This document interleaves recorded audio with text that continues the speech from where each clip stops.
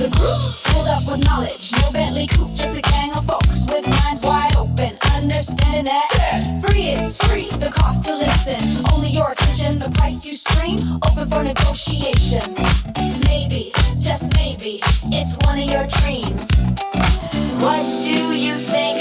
Is our production tight? Is the groove right? Does it make you wanna dance? Make you wanna take a chance. Make you wanna take a chance. That's what I make music. That's damnation. Damnation in Fran, that's Willa May. Warm cookies. If you're doing it professionally. WDM Nation Mia. Tell me what you think about that. Wearing all the hats, curator of the undefined, speaker of the funk, driver of the car, the one who told you you could be whatever you want, you can be a star. You, we're talking to you.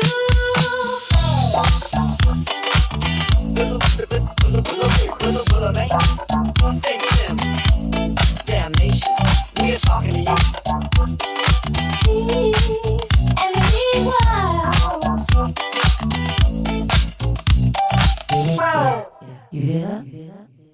That's the frequency of WDMN media tuning in. And if you're hearing my voice right now, congratulations, you made it to the next level of listening.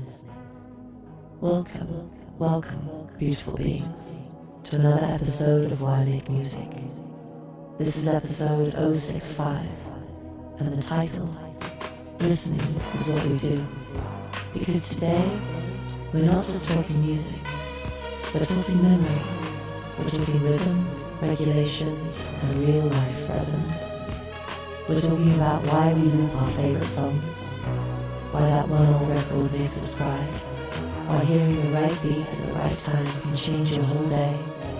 So buckle in, because we are going deep. Now, before we open up this supersized sonic love letter, let's handle some quick business. Yeah.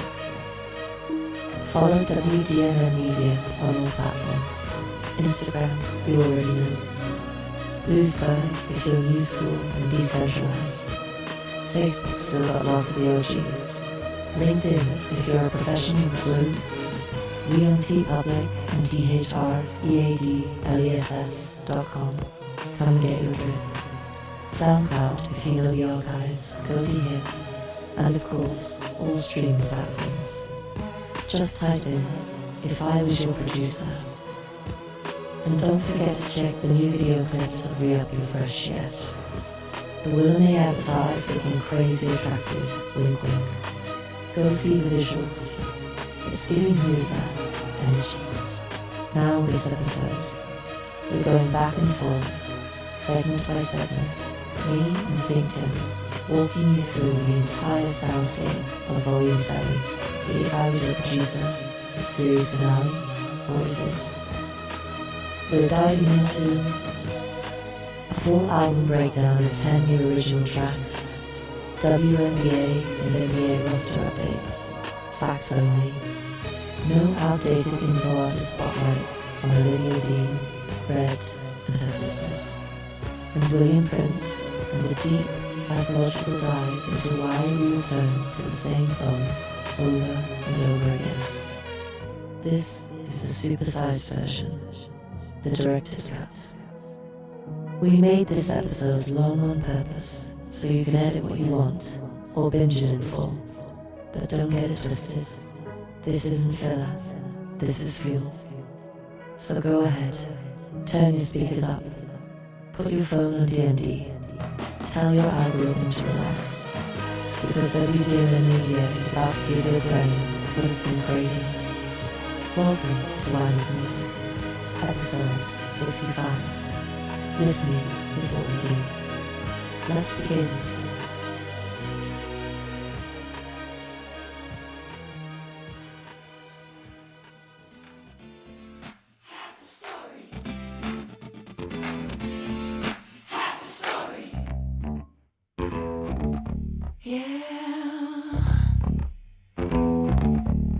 Pick up my pieces, happy am I, no longer pressed, no longer living a lie. Wrong is wrong, so I walk away. Don't come around, not another day. Set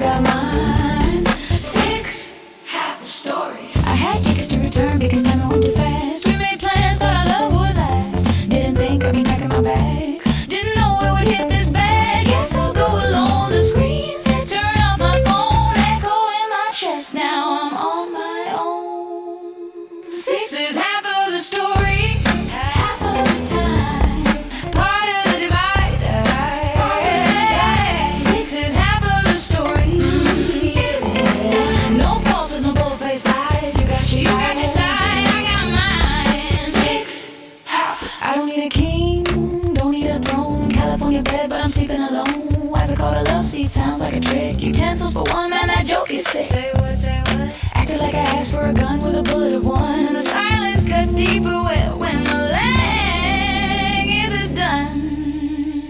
I saw you the other day, you look the same. The walk, the hand you held, it carried your name. Picture perfect like an ad in a store, selling happiness. Who could ask for more? They told me, get a rescue, something to hold, a little furry token, a heart to console. But I broke down crying, mascara a mess, like a clown in disguise at a broken heart fest. 6 is half of the story. Oh yeah, part of the divide. 6 is half of the story. True, no falses, no bold-faced lies. You got your side and mine. 6, half the story. 6, half the story, half the time. 6, half the story, yours and mine. 6, half the story. Tell me why, tell me why, tell me why. 6 is only half the story.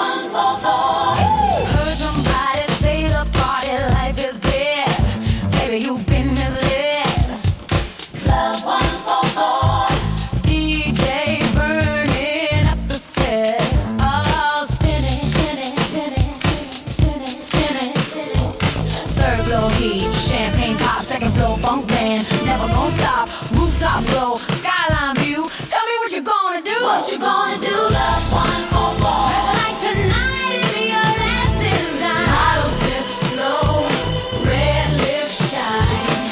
Ain't no cover charge if you're in the know. Can't kill the groove at Club 144. Walking thinking you found romance, but she breezed past in the gangster stance. Catch it if you dare. Love you, baby, even if you don't drive. Step to the mic if you think you survive. Guitar licks cut, brass horn scream. Club 144, it feels like a dream. Yeah. Club 144, doors wide open, what you asking for? Velvet ropes down, bass on the floor. Funk so raw, it'll bruise your core. Bottle service, hush, don't tell. Secrets drip slow, let the champagne swell. Lines round the block, fiend for the scene. You know if you know, step sharp, step clean. I don't know spit, but my talk slick fire. Girls and boys ratio, lift you higher. Solar lights glow, rooftop choir. Glitter rain falls, take the night entire. Let the funk ignite, groove get raw. Baseline heavy like a lion with a claw. Dance to the sunrise, break all law. Club 144, that's the church, that's the call. There ain't no place to party no more. No more. Well, you must not know about Club 144. DJ spinning high on the 3rd floor. Funk band wildin' on to rooftop parties. What you gonna do? What you gonna do? Hey. Club 144. Take me higher, higher. Club 144. Dance until we're gone. Club 144. Funk never dies, baby. Club 144. That's where we belong. 4444. One more time. Spin it on 3, funk it on 2. Rooftop crew. Club 144.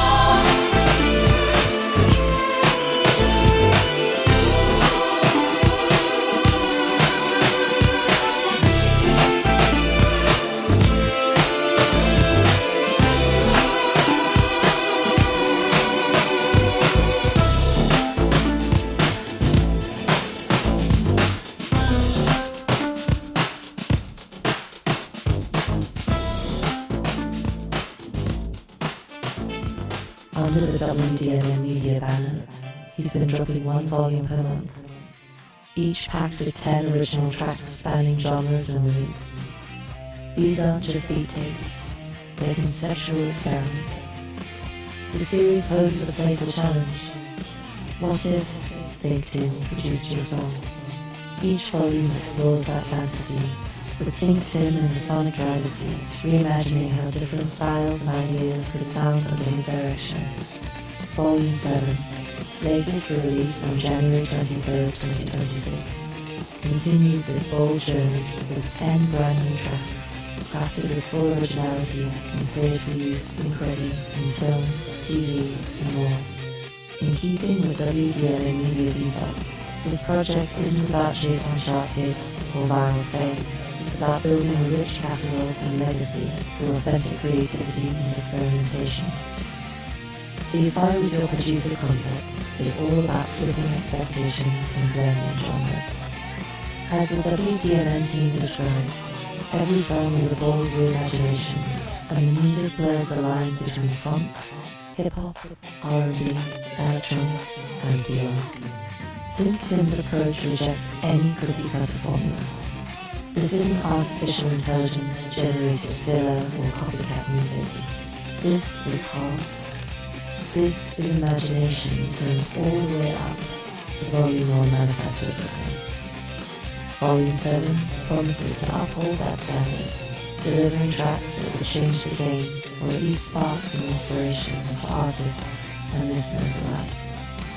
Before diving into the album's broader significance, let's spotlight the track list with some commentary on what each title hints at. 1. Another Lover.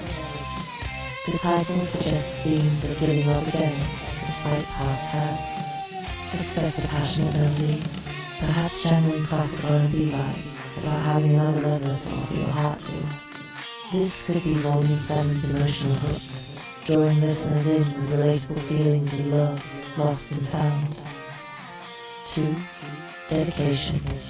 A motivational mid-tempo track that wears its heart on its sleeve. Dedication promises to be an anthem about commitment and passion, possibly paying tribute to the grind of independent creation. In the context of ThinkTimm's journey, it might reflect the devotion to craft a song about sticking to one's mission and art. Given WDMN Media's focus on consistency and purpose over clout, this track might resonate as a personal statement on staying dedicated. 3. Hey Like a Drug, a track with an addictive groove and theme.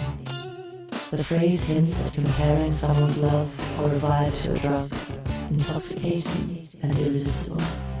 Musically, it could lean into a seductive R&B or pop sound with a catchy hook, gets you high on the music. ThinkTimm might use this song to explore how certain feelings or beats are as addictive as a substance, wrapping that concept in lush production. 4. Just Your Type. This title suggests a flirty, confident track about knowing one's appeal. Perhaps an upbeat jam blending pop and neo-soul elements. Just Your Type could celebrate individuality and connection. I'm just your type.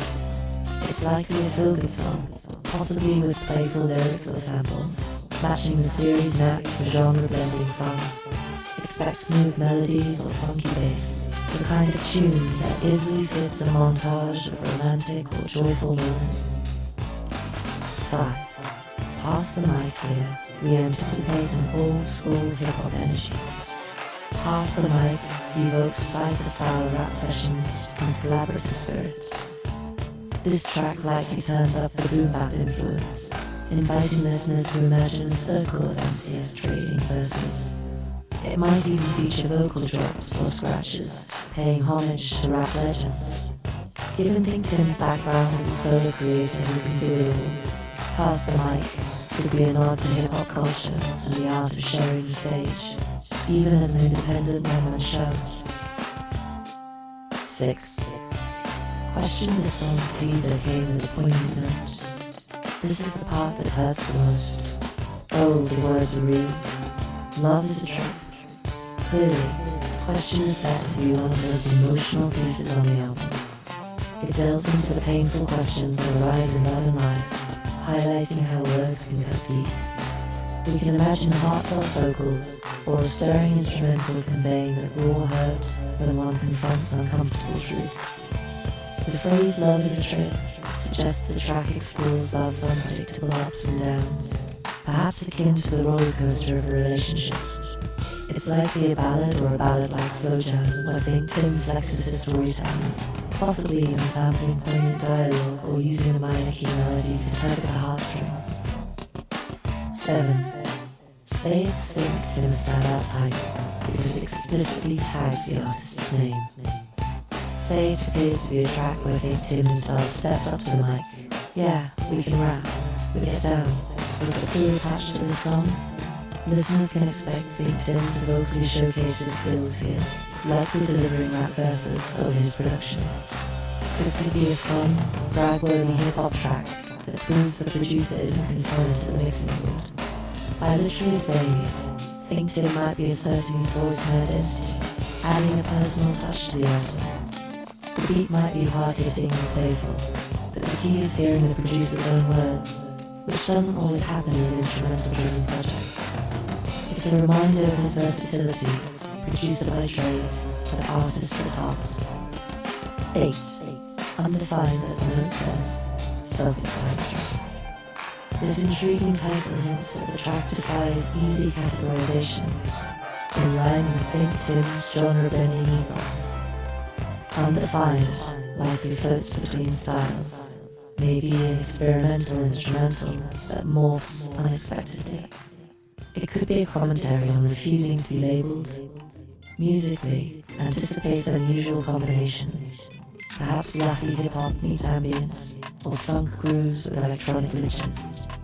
The beauty of a track called Undefined is that it sets you up for surprise. By placing this in Volume 7, ThinkTimm reinforces the message that his music cannot be put in a box. As with previous volumes' boundary-pushing tracks, this one probably invites the listener to drop expectations and enjoy the ride. 9. Western World. This track comes with a provocative parenthetical. The wild, wild west in the song. Western culture, we the best. That's why they hate us. Western World is poised to be a commentary on cultural dominance and backlash. The title evokes images of the Wild West and modern Western society. Lyrically, it might tackle the pride and arrogance often associated with Western, particularly American culture. That boastful we're the best attitude and the resentment it breeds. This theme resonates with real-world discussions. Western culture has indeed been a source of antagonism in parts of the world. ThinkTimm could be channeling that tension into a song that's edgy and bold. Sonically, we might hear Western movie motifs like a lone whistle or guitar twang fused with contemporary beats, or perhaps a hard-driving track that feels like a showdown. Western World stands out as Volume 7's social commentary piece, proving the collection isn't afraid to address big-picture topics amid the beats. 10. What I think the closing track intriguingly hints at insanity. Titled What I Think, it might be an unfiltered outpouring of ThinkTimm's mind, possibly the wildest, most experimental cut on the album. Ending with What I Think suggests the artist is leaving us with his raw thoughts, maybe chaotic or intense. The word insanity implies this track could have a frantic energy or unpredictable structure, reflecting the madness that sometimes fuels creativity. It might weave together various motifs from earlier tracks, or flip a familiar melody on its head, as if to say, after all these songs, here's the pure, uncut version of me. Given how the creative process can border on madness, this finale likely embraces that concept. In doing so, it closes out Volume 7 with a statement. ThinkTimm has shared beats for others throughout the album, but in the end, he leaves you with a piece of his own mind, uncensored and sonically bold. This overview gives a glimpse of Volume 7's range from love and heartbreak to swaggering rap to social commentary. Early listeners get a heads up on each track's essence, thanks to this mini breakdown near the album's start. Throughout the album, and in discussions about it, expect to hear callbacks to these themes. For instance, references to the Wild West vibe or the burning questions of love may pop up as motifs, tying the collection together. Volume 7 clearly aims to take us on an eclectic journey, and these titles, with their commentaries, are on that.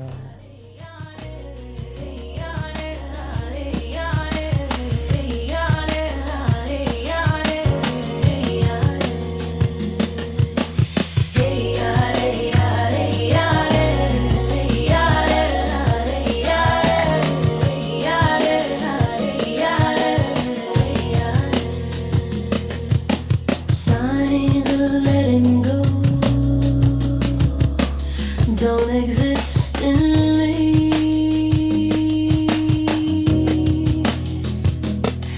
My love is more than emotion, more than a moment.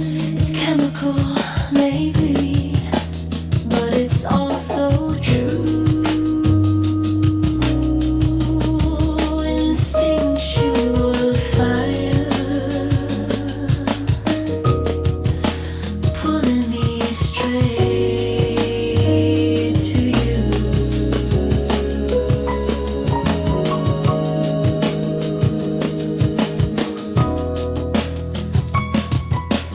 It's that kind of home you only hear in stories of souls that bend the rules of galaxies and glory. Celestial hearts collide, not even stars could match the beauty that you carry in your smile, in your laugh. I may not be an intellect, I may not be the richest, but I'm amazingly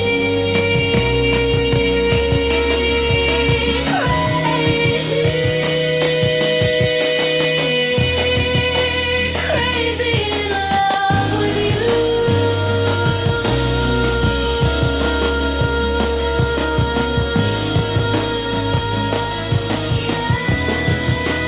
Crazy in love with you.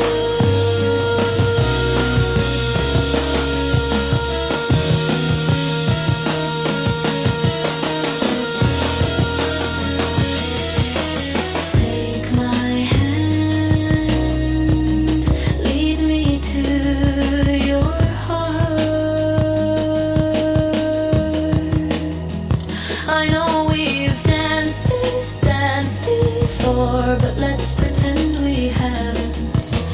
Let's pretend the world just stopped when you walk through the door. Frozen place, still staring at your shape of grace. All that they want and all they want to be. I may not be an intellect, I may not be the richest, but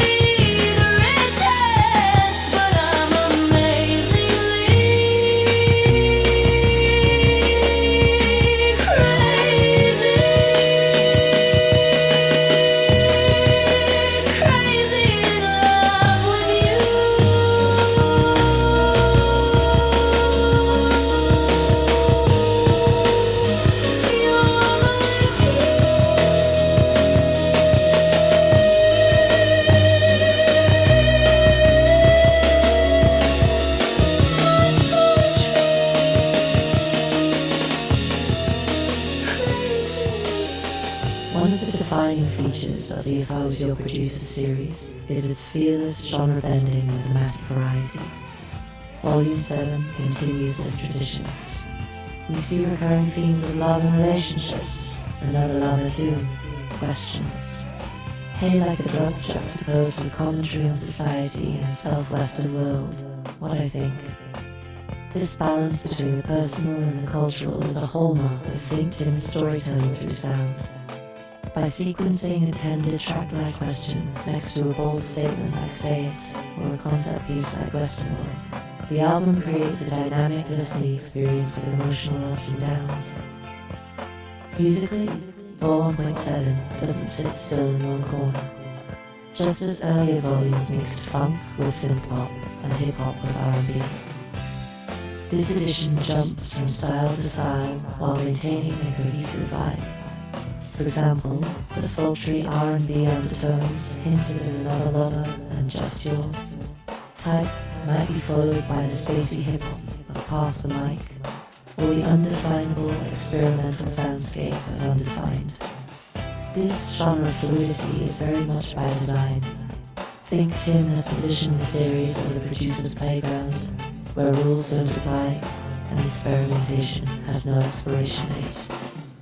Listeners can hear echoes of different eras and genres, a bit of 90s slow jam influence here, a touch of futuristic synthwave there, some classic funk or soul thread woven throughout. Crucially, despite hopping between genres, the album maintains ThinkTimm's signature WDMN ATION sound, a certain polish and imaginative flair that stamps each track. The consistency comes from the heart and craftsmanship he pours in. As described on the WDMN site, ThinkTimm builds each track with love, precision, and just enough bass to make your auntie's wig shift. That humorous yet vivid image underlines the point. Whether it's a love song or a commentary on Western culture, the production is going to hit hard and feel meticulously crafted. Volume 7 is no exception. Every piece is full of character. Thematically, a few threads run through the record, creating callbacks that reward attentive listening. One such thread is resilience and authenticity.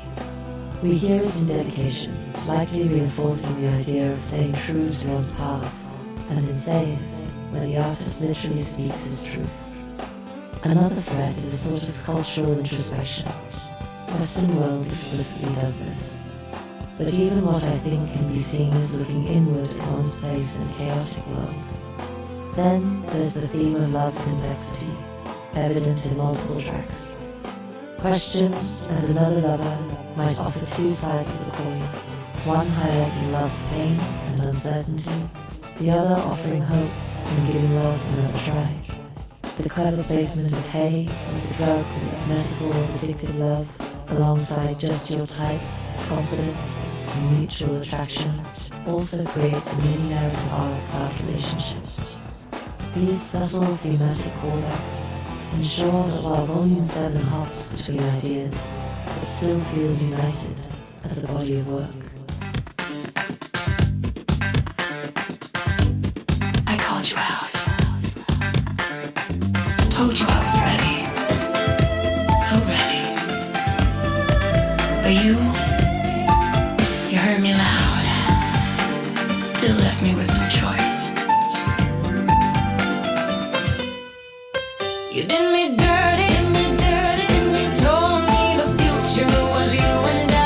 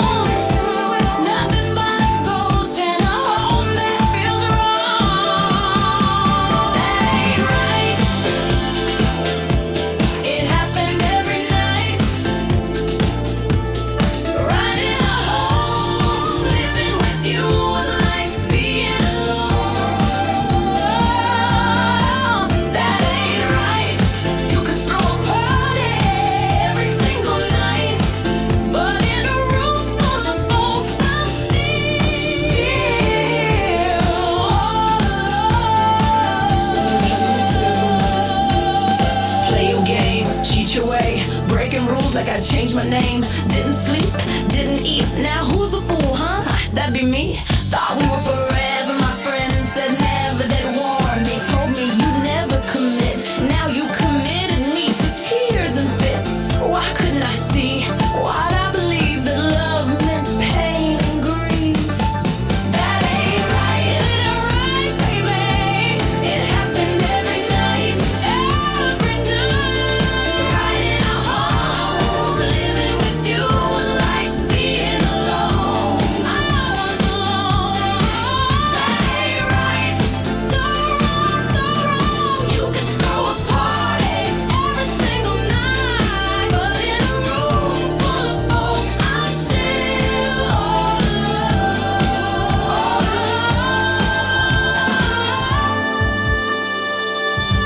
Yeah, still all alone.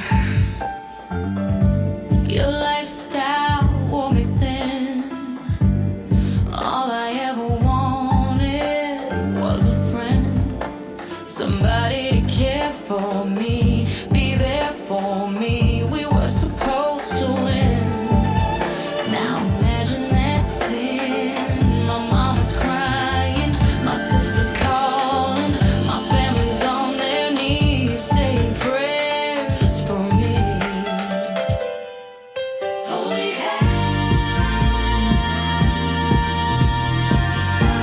this love drove me right to the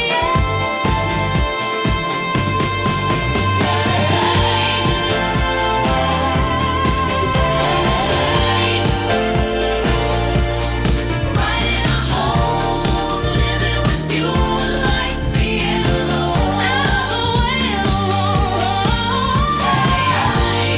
Still ain't right. You can throw a party every single night, but in a room full of folks, I'm still all alone. Still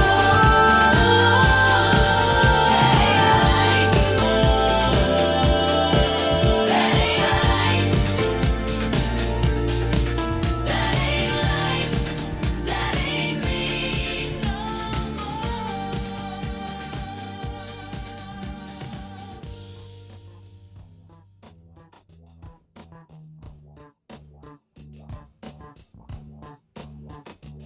Volume 7 isn't just a standalone album. It's part of ThinkTimm and WNBA Media's bigger strategy of building a formidable music catalogue. By releasing a volume of 10 tracks each month, they're playing the long game, focusing on creating a steady stream of quality content rather than chasing one-off hits. This approach has been explicitly embraced by the team. They refer to it as a catalogue culture in real time. The idea is to accumulate a rich library of songs that can live on and find various uses, especially in synchronization licensing placement in media like TV, films, ads, games. All tracks on If I Was Your Producer Volume 7 come fully cleared and registered, meaning they're ready to be licensed without legal hurdles. This is a deliberate move. In recent episodes of the Why Make Music podcast, ThinkTimm co-host Willa May, DJ Warm Cookies, discussed how WNBA Media partnered with Code 3 Records to make their volumes sync-ready, curated for TV, film, and digital placements. Volume 7 follows suit, engineered not only for streaming audiences, but also with potential visual media in mind. For the listener, this means the songs have a certain cinematic quality. You might hear dedication and imagine it underscoring a triumphant movie montage, or play Hey like a drug and picture it in a steamy drum scene. WDMN's focus on sync licensing reflects an independent musician's savvy adaptation to the industry. Rather than aiming for radio play or viral TikTok status alone, ThinkTimm is aiming for longevity and diverse utility. Every volume release, including Volume 7, is a step in building what is now a 400-plus song catalogue spanning Volume 1 to Volume 7 and other projects. The catalog that can generate revenue and exposure over time as opportunities arise. This patient strategy is about sustaining a creative career. Volume 7's collection of tracks, each with its own flavor, increases the chances that somewhere a music supervisor or content creator finds the perfect match for their project. Its music creation is both art and investment in future opportunities. Importantly, none of this catalog approach compromises the artistry. ThinkTimm's team has emphasized that every track is made with purpose and no shortcuts. The independence of the project, no major label dictating trends, allows Volume 7 to be adventurous. The album can afford to have a niche, experimental cut, like Undefined, alongside more accessible tunes, because the goal isn't a top chart, but to enrich the WNBA media universe of sound. In essence, Volume 7 serves the dual role of being a creative outlet and a building block in a larger collection. It's a model of how modern independent artists are forging their own paths, consistent output, ownership of masters, and readiness to monetize through avenues like sync, all while engaging true fans with authentic music. But if I was your producer, Volume 7, ThinkTimm is not just dropping another album, he's adding a chapter to an ongoing legacy. This volume encapsulates what the entire series stands for: creative freedom, relentless productivity, and heartfelt production. From the stirring questions of love and life in question, to the audacious cultural critique in Western world. From the smooth vibes of Just Your Type, to the unfiltered expression of what I think, Volume 7 is a journey through sound that is uniquely ThinkTimm. It reflects an artist who has stayed true to his voice while constantly evolving and staying prolific. As co-host Willa May put it in a recent podcast, by creating something that lasts, legacy is built in the doing, not the downloads. In other words, success isn't measured by a flash in the pan, but by the cumulative impact of consistent creativity. Volume 7's release on January 23rd, 2026 is both an endpoint and a beginning. It caps off 7 volumes and more to come of monthly dedication, showcasing how ThinkTimm has grown and experimented across each installment. Yet, it also kicks off a new year of possibilities, new placements, new listeners discovering the catalog, and perhaps new collaborations sparked by these beats. The album's very existence is a testament to an independent ethos. Create boldly, release regularly, and let the work speak for itself. As listeners queue up Volume 7, they're not just getting a one-time thrill, they're invited into an ever-expanding world of music that rewards curiosity and supports vision. In the end, if I was your producer, Volume 7 delivers on its promise, letting us find out exactly what happens when ThinkTimm is at the helm. It's an album that can make you dance, make you think, and maybe even inspire fellow creators. And as part of the wider WNBA media mission, it solidifies the foundation of a legacy in progress. True to the mantra of ThinkTimm, if nothing else, Volume 7 leaves a distinct mark, one that says, this is music made with passion and purpose, and it's here to stay. Damnation, you dig? Coffee in the morning and a rhyme. Every single time, what you really want is to talk about his life. How you really wanna live it right. How you really wanna play the game. How you really wanna hear the name. Designed for the top to the bottom and around. This is how I get down, how I really make my sound. Think about the coffee that really I'm drinking. Think about the thoughts that I'm really thinking. Do I really wanna take over the world?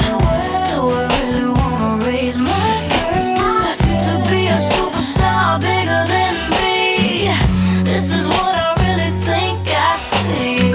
I see the future every time I think. Every time I put my head down, I think maybe I should just lay off music. Don't really think about it, doing it. And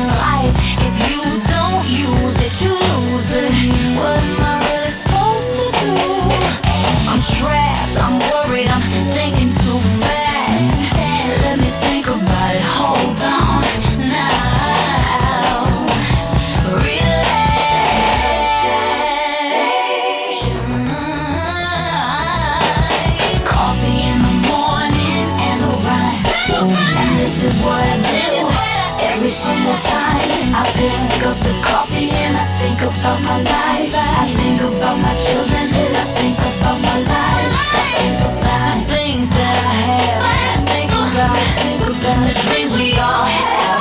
Everybody works real hard to be a star. No matter what you do, no matter where you are, everybody gotta be the one.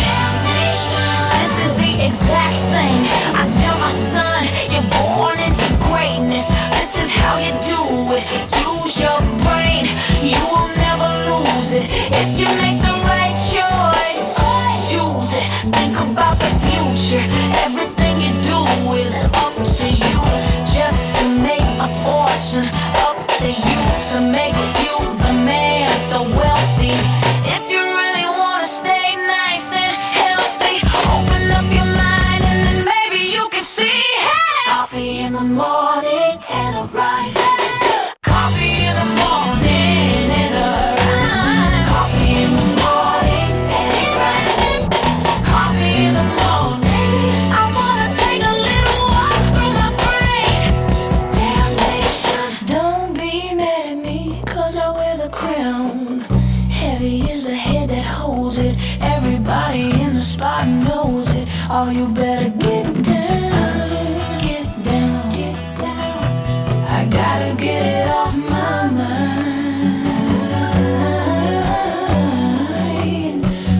Coffee in the morning and a rhyme. Don't let me be the one to slip away. New song. I'm that ride and die, baby. I'll always be a lady. Since it's so hard, I have to charge. You gonna learn to love, baby. I'm that special kind of lady. Since it's so hard, I have to charge. That's how it plays out, out, out. Don't question me about my clout. About to check out, folding y'all like I work at Barney's. Loving this life is just for me. Damnation. You dig? I can talk like I care when I really don't. I can walk, disappear into thin air. It would help, but it really won't. Coffee in the morning and a rhyme. I'm at that point of no return. Time moves so slowly when you're the only one caught in time. Ain't gonna be able to do it. Heap them blocks up, blocks up. What made that bad man wear that mask when taking my cash in the city? I got hustled by a suit like off of some. Coffee in the morning and a ride. Coffee in the morning and a ride. Here with me. I don't care to be alone, even if it means reaching for my phone. Do I gotta send a call for you? Tell me, baby, what can I do? It's no fun on a lonely flight. Should've begged you just to stay the night. Your voice always hits the perfect note, even when I tease you. Hand on my throat. There's no one, no place that feels better than with you. Color me tickle when you laugh at all the things you make me do. Champagne on ice, you dipping, you're chipping twice. It's all those little things that make me miss you. Here with me, I ask for you all the time, forever on my mind. Nothing greater than your company. Here with me, if you were here with me, lonely wouldn't mean a thing if only you were here. I won't waste my time hurrying back home. No amount of words can tell it, not even the longest poem. Why sit through dinner smiling when I'm low-key out here plotting, finding a room to sneak away just to call. Nobody really wants me. It's business, always business. I thought they listen. Why all the time I'm picturing you in new positions? How dare my mind start wandering off like a lost soul? To be by your side, I'd happily relinquish all control. I ask for you all the time, forever on my mind. Nothing greater than your company. Here with me, if you were here with me, lonely wouldn't mean a thing if only you were here. The return is wonderful, perfect in your air. The space we share just slowly disappears. Two becomes one as we dive into fun. Tell me, would you like to go first? I'd play anything just to be with you, to be near you, to enjoy every part of you. It sounds obsessed, but what's wrong with being obsessed with the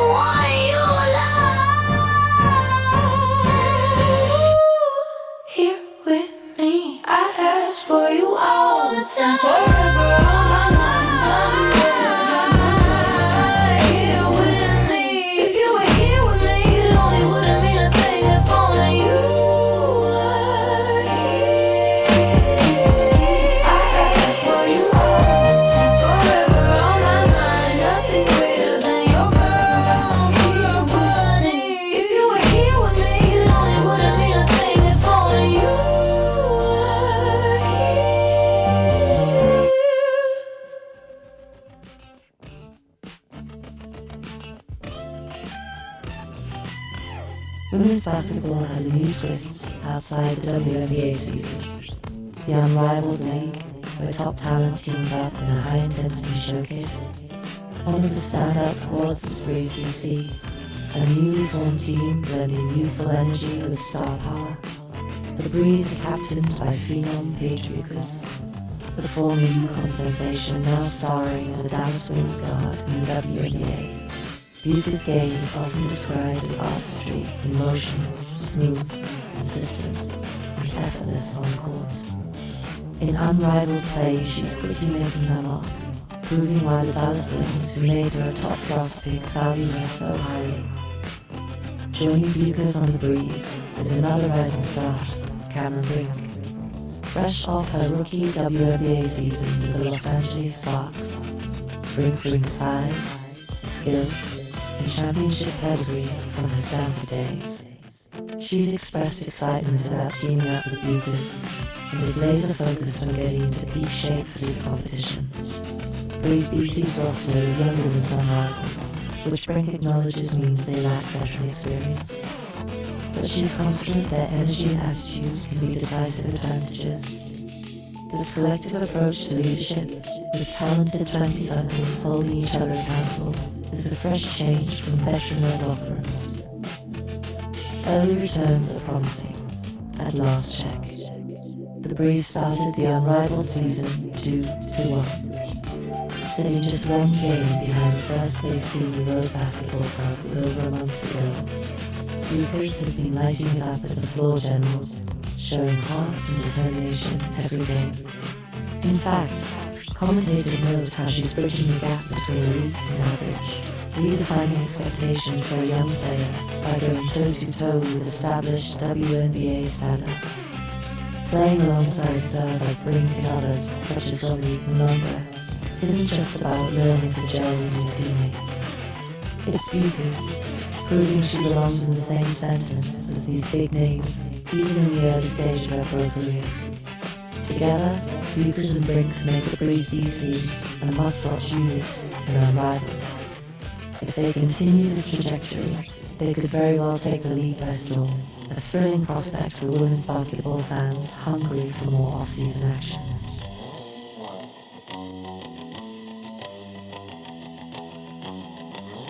Turning to the NBA, it's been a whirlwind couple of seasons, with powerhouse franchises making bold moves. Let's break down 3 fan-favorite teams: the Philadelphia 76ers, Los Angeles Lakers, and Golden State Warriors, and where they stand now in the 2025-26 season. Philadelphia 76ers.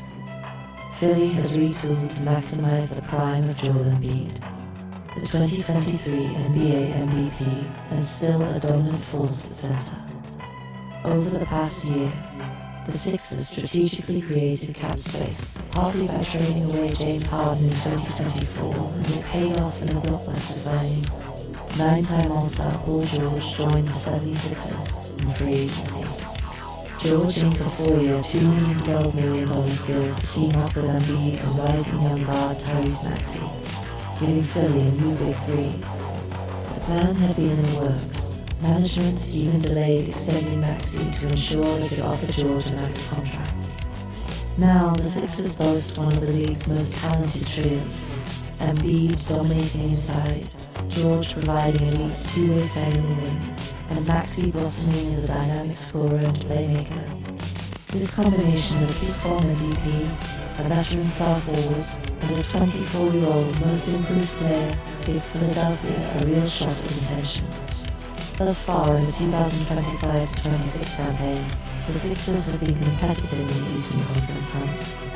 Under new head coach Nick Nurse, they're emphasizing tough defense and balanced offense. Importantly, no outdated pieces remain. For example, James Harden is long gone, and PJ Tucker's contract was shed, freeing the way for this new core. Sixers fans can be excited about this era, as their team is built around Embiid's prime with the kind of supporting stars he's never had before. Los Angeles Lakers. Leave it to the Lakers to make a dramatic splash. In a stunning move, LA traded franchise big man Anthony Davis in exchange for superstar Luka Doncic, reshaping the team's future. Yes, you read that right. Luka is a Laker now, part of a blockbuster deal that sent shockwaves through the league. The 26-year-old Doncic is one of the NBA's premier talents. Comparing him with the ageless LeBron James created a Hollywood headline duo. With LeBron turning 41 this season and eyeing a possible final chapter, the Lakers' goal was clearly to find the next face of the franchise, and they got him in Doncic. Early results were encouraging.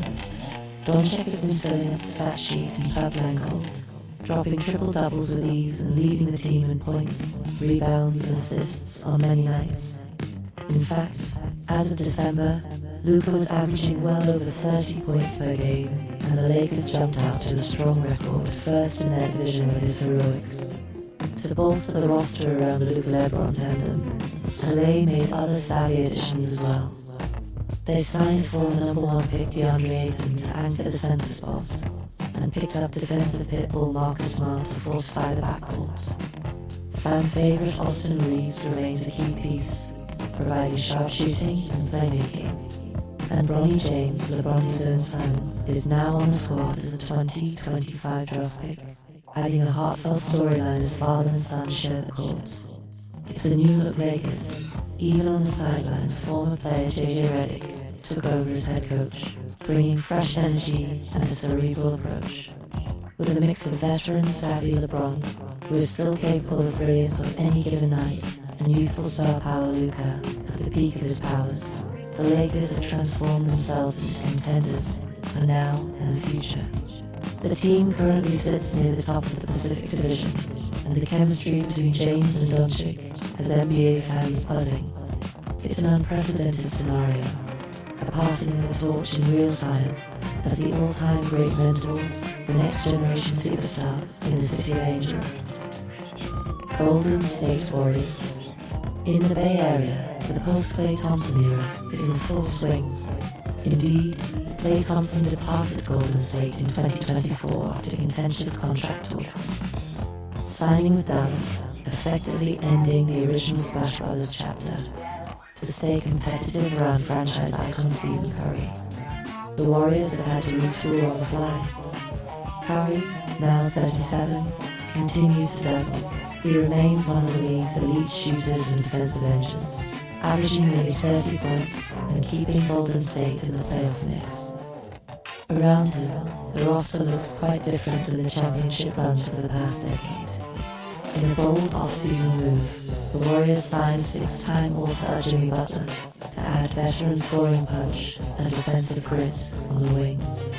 Butler, at 36, is chasing the ring and brings leadership and some clutch shot-making to the Dubs. Golden State also bolstered its bench shooting by bringing in Buddy Hield, a proven marksman, and even reunited the Curry brothers.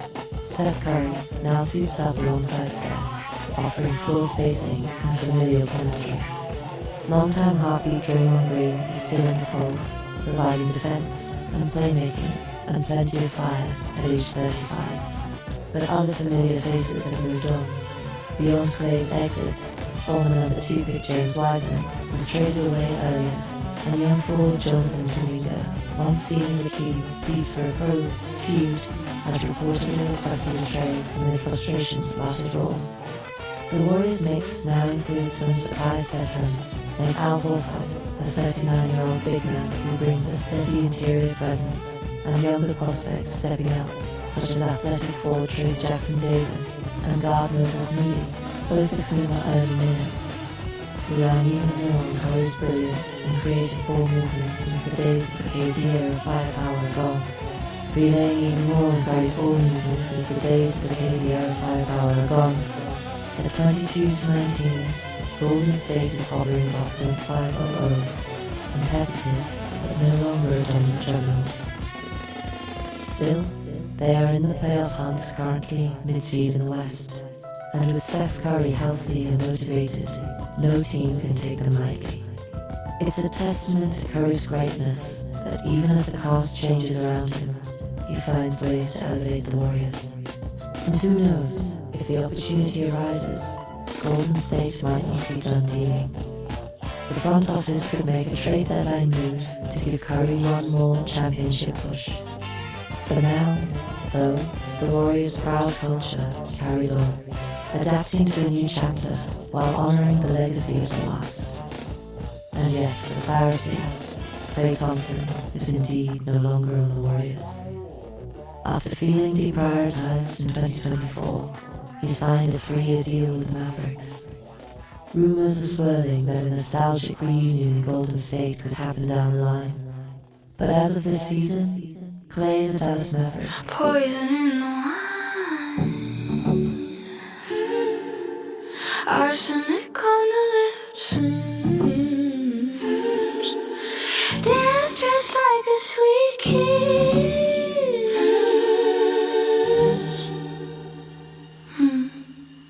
I'm okay with that.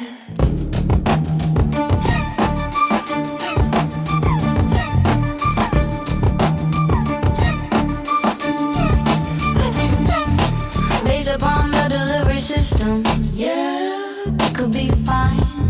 A blade wrap in a Valentine, the devil with a dance card open for the night. A free fall moment of angelic height, walking bold through a torched out gate. Spirit unbroken, I negotiate. I don't kneel, not now, not ever. I'm built of storm weather and hell together by full control measures. I'm okay with that, yeah, I'm okay with that, yeah. Never will I turn my back, never blunder the attack. I don't talk the talk, I speak in facts. I'm okay with that, yeah, I'm okay with that, yeah. Never will I turn my back, never blunder the attack. I don't talk the talk, I speak in facts. Decision made, daddy cash, menagerie of madness, built to never last. The majority begging to rule, forgetting everything they learned in school. Techniques gone missing, pages abandoned, nobility a myth unbranded. Look them in the eye and all you'll find is weakness nesting inside their mind. I'm okay with that, yeah, I'm okay with that, yeah. Never will I turn my back, never blundered the attack. I don't talk at all, I'm speaking back to back, yeah, I'm okay with that, yeah. Never will I turn my back, never blundered the attack. I don't talk at all, I'm speaking back. I feel the dream heating up the heart. Pacifiers pop, bad habits restart. Excuses stack high, just to blur the vision. Falsehood built with no conclusion. Lies get sold, bodies get bought. Education failed, the battles we fought. Reservations made for a jailhouse bed. Profits preordained, but the market's dead. Creeping through a neighbor's backyard, digging up dirt, trying to steal their stash. Empty bottles crowd the shelf you pass. You're tired, so you drink your past. When did you surrender? When did you give up? When did optimism spill out the cup? When did the choice feel wrong? When did you write your final song? When did you kneel and pray? When did you fix your mouth to say, I'm okay with that, yeah, I'm okay with that, yeah. I'm a will I turn my back, never blinded the attack. I don't talk to talk, I speak in facts. I'm okay with that, yeah, I'm okay with that, yeah. Never will I turn my back, never blinded the attack. I don't talk to talk, I speak in facts. I'm okay with that, I'm okay. I'm okay, I'm inclined, never bad.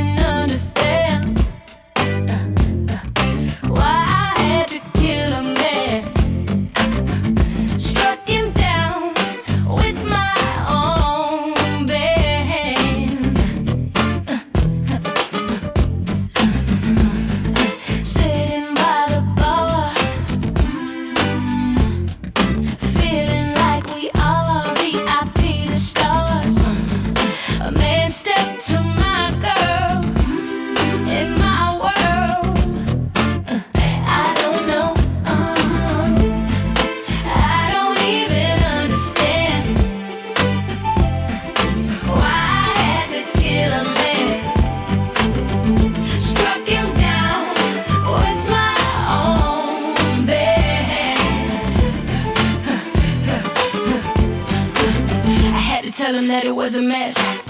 I saw my girl in that dress, but he had no reason to come by.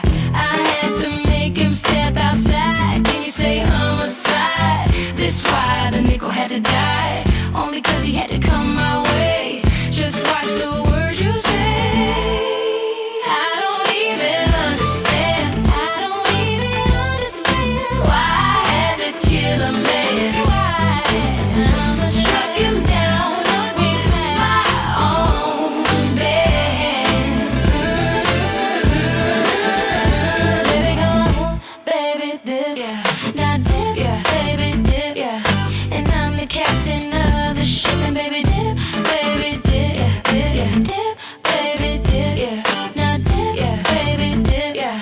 And I'm the captain of the ship, and baby, dip, yeah. But no means do I commend me for killing him.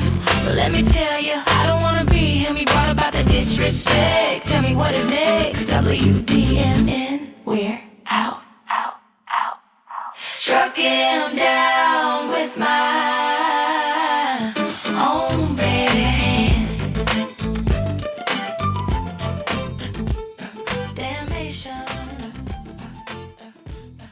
Shifting gears to music, let's explore some of the artists and songs that have been on our radar lately. From emerging stars making waves in the industry to older songs sparking new reflections. Here's a deep dive into what's been striking a chord. Olivia Dean, a soulful singer-songwriter from London. Olivia Dean has quickly become a favourite with her rich voice and heartfelt songwriting. At just 26, she's already released 2 acclaimed albums, Messy 2023 and The Art of Loving 2025, that showcase her blend of R&B, pop, and neo-soul influences. Dean was Amazon Music's Breakthrough Artist of the Year in 2021 and won BBC Music Introducing's Artist of the Year in 2023. Clear signs that critics and fans alike recognised her talent early.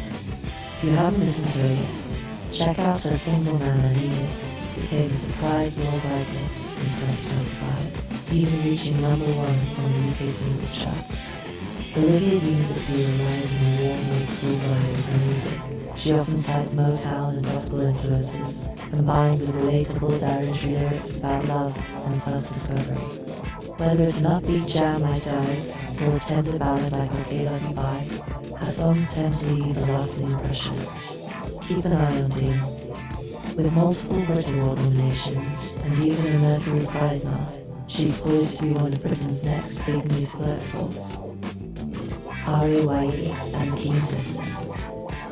R.A.Y.E. Real name Rachel Keane is another British artist lighting up the scene, but she's not doing it alone. Red's rise has been dramatic.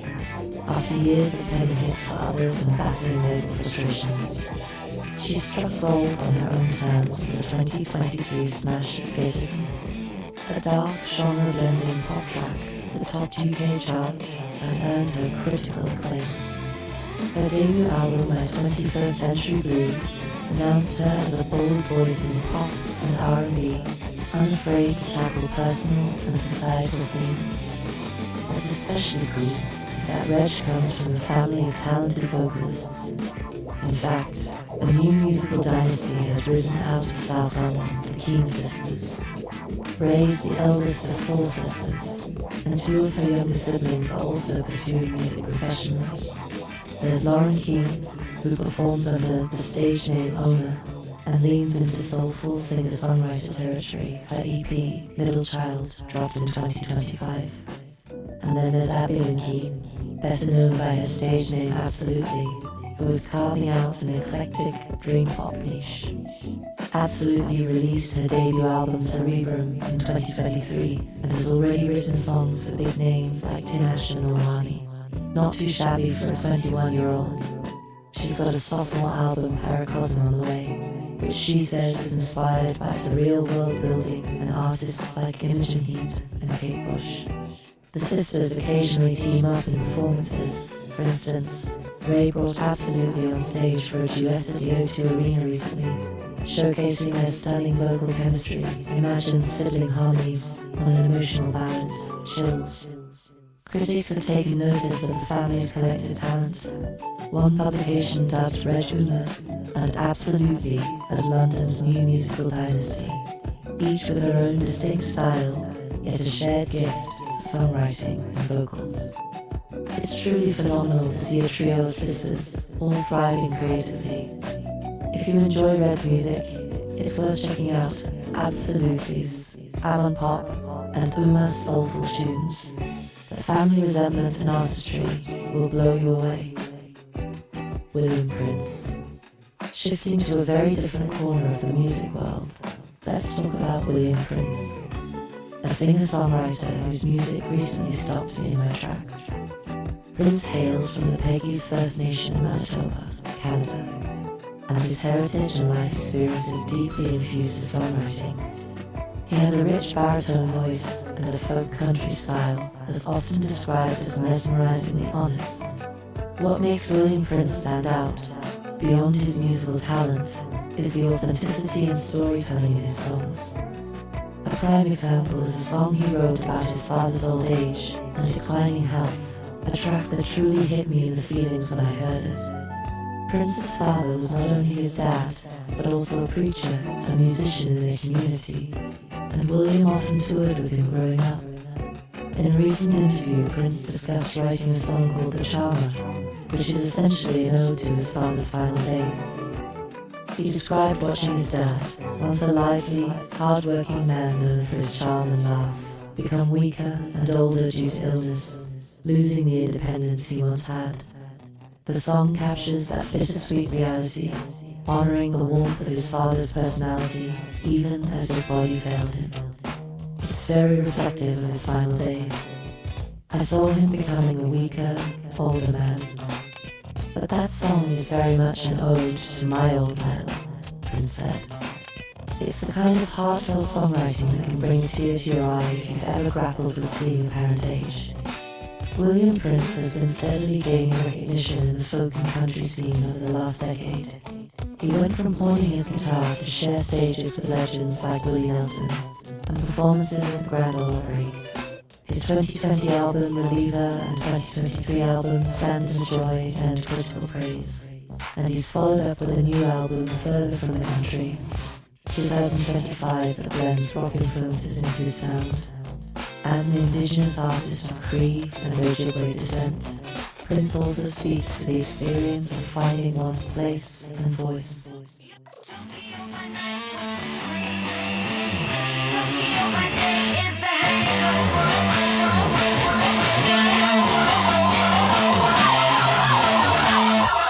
Let's go. I woke up with receipts and glitter on my sleeve. Have a passport, nowhere to leave. My head's still spinning from electric sinning. Billboards blinking, reality is grinning. Taxi tires scream, daylight mean. Sunlight slicing through vending machine sheen. Her lipstick print on a sake cup. Love spilled over, then dried up.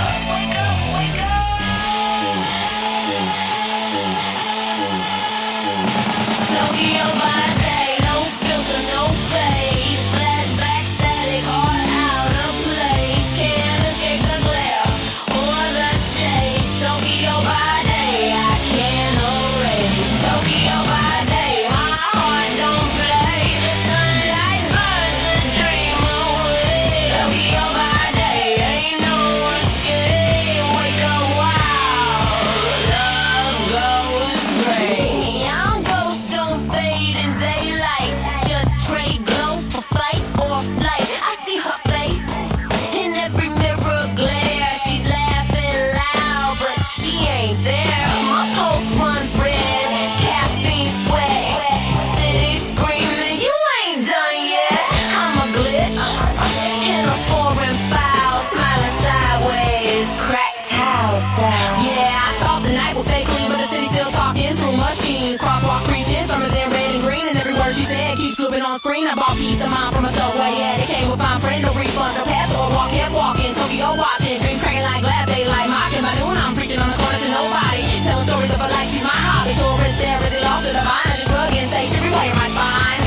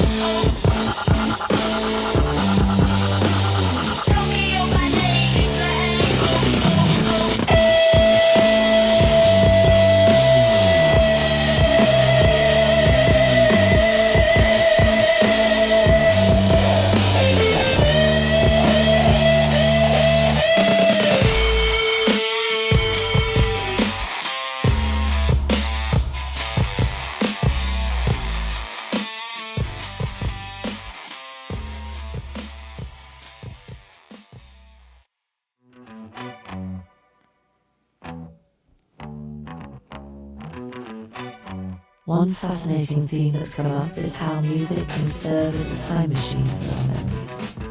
A personal example. I recently heard the song Richard Cory by Simon and Garfunkel, 1965, amazing. It was my very first time hearing this 60-year-old classic, and it stopped me in my tracks. The context was unexpected. It popped up during a TV show scene. But suddenly I was absorbed in this story song about a wealthy man who seemingly has it all, yet tragically takes his own life. The combination of discovering a new to me song and the vivid narrative lyrics made the experience haunting and thought-provoking. It got me thinking about how a piece of music can unlock feelings and memories you didn't even realize were tucked away. In this case, Richard Cory, despite being from the mid-60s, felt profoundly relevant and emotional, almost as if my mind had known it for years. This little moment, sparked by a TV show soundtrack choice, was the catalyst for diving deeper into the psychology of music and memory. It turns out there's real science behind why hearing a certain song can transport us back in time and stir up powerful emotions. Researchers call it the phenomenon of music-evoked autobiographical memories.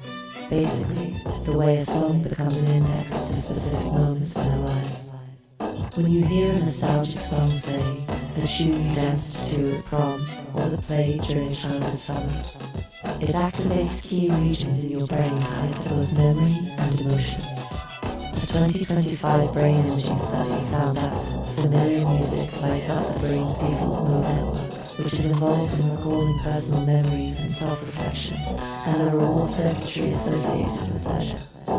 In other words, a beloved old song triggers a one-two punch of memory and a feel-good emotion neurologically.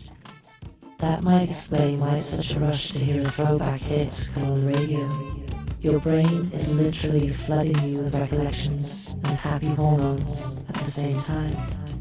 One neuroscientist put it nicely: music is deeply intertwined with our sense of identity and personal history.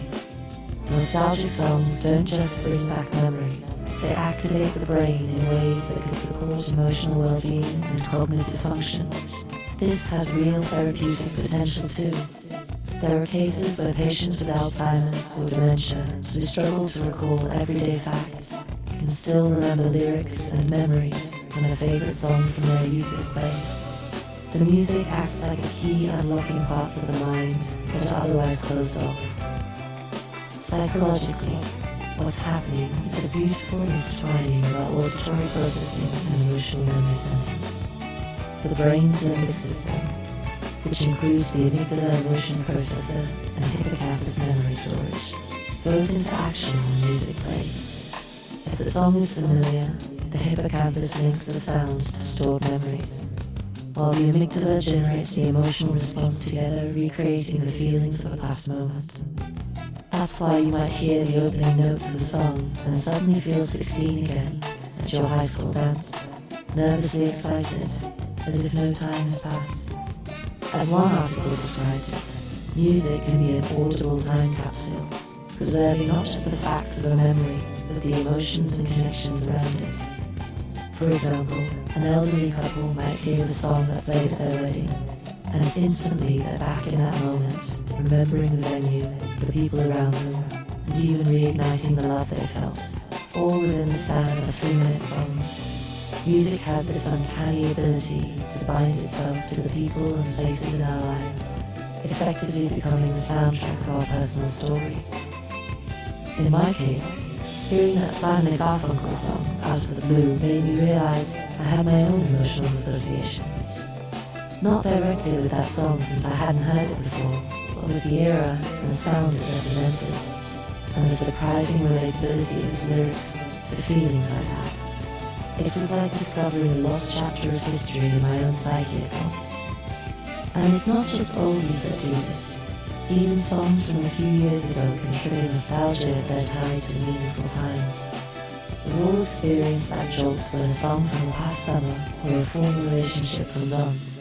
Sometimes it's joyous, other times it's wistful or bittersweet, but it's nearly always intense. As one psychology write-up noted, implicit memories, the unconscious ones, often ride on music. Just a few notes can bring back vivid imagery and feelings before you even consciously remember why that song mattered. It's no wonder TV shows and movies love to use nostalgic tracks in crucial scenes. They know it viscerally connects with the audience. In fact, that's what kicked off this whole reflection for me. A television show used an old song in such a powerful way that it sent me down a rabbit hole of my own memories. The show's creators likely chose that tune knowing it would resonate with viewers of a certain age or taste, instantly layering the scene with extra emotional weight. This is a common trick. Think of how Stranger Things made Kate Bush's 1985 song Running Up That Hill a global hit again in 2022 by tying it to a poignant storyline millions of people suddenly felt nostalgia for a song they may not have even been alive to hear the first time. Music's cross-generational power is incredible. A catchy melody or touching lyric from decades ago can find new life and meaning when rediscovered by a younger generation, all because of that memory emotion link that music fosters. From a wellness perspective, understanding this connection has benefits too. Therapists sometimes use music to help people process emotions or retrieve memories in life review exercises. If a certain song makes you remember a loved one or a happier time, playing it can be a comforting ritual. Conversely, knowing a song's impact can help you steer away from tunes that bring you down. But more often than not, even the sad songs we cherish have a cathartic effect. They let us revisit a painful memory in a safe way, perhaps even find closure or appreciation in it. In summary, this deep dive into music and memory shows that our favorite songs are far more than entertainment. They're woven into the fabric of our identity. Whether it's a brand new artist like Olivia Dean moving us with a lyric, a family of singers like Reg and his sisters inspiring us with their harmonies, or a veteran songwriter like William Prince making us reflect on life's passages. Music connects to our emotions at a fundamental level. And when an old forgotten song finds its way to our ears, be it via a random playlist, a friend's recommendation, or a TV show's soundtrack, it can be the portal to reminisce on who we were, how far we've come, and the experiences that shaped us. As neuroscientists observe, songs tied to personal life events evoke stronger brain responses than unfamiliar music, which is a fancy way of saying our brains love the songs our hearts love. So next time you feel that wave of nostalgia from a melody, know that it's completely normal. It's your brain's way of time traveling. Embrace it. Maybe reach out to an old friend. The song reminds you of like the author of one article did after a nostalgia trip, leading to a 2-hour FaceTime catch-up, or just sit with those memories and feel the richness of that moment. The long and the short of it, music makes us remember. And in remembering, we often rediscover parts of ourselves. And honestly, that's a beautiful thing.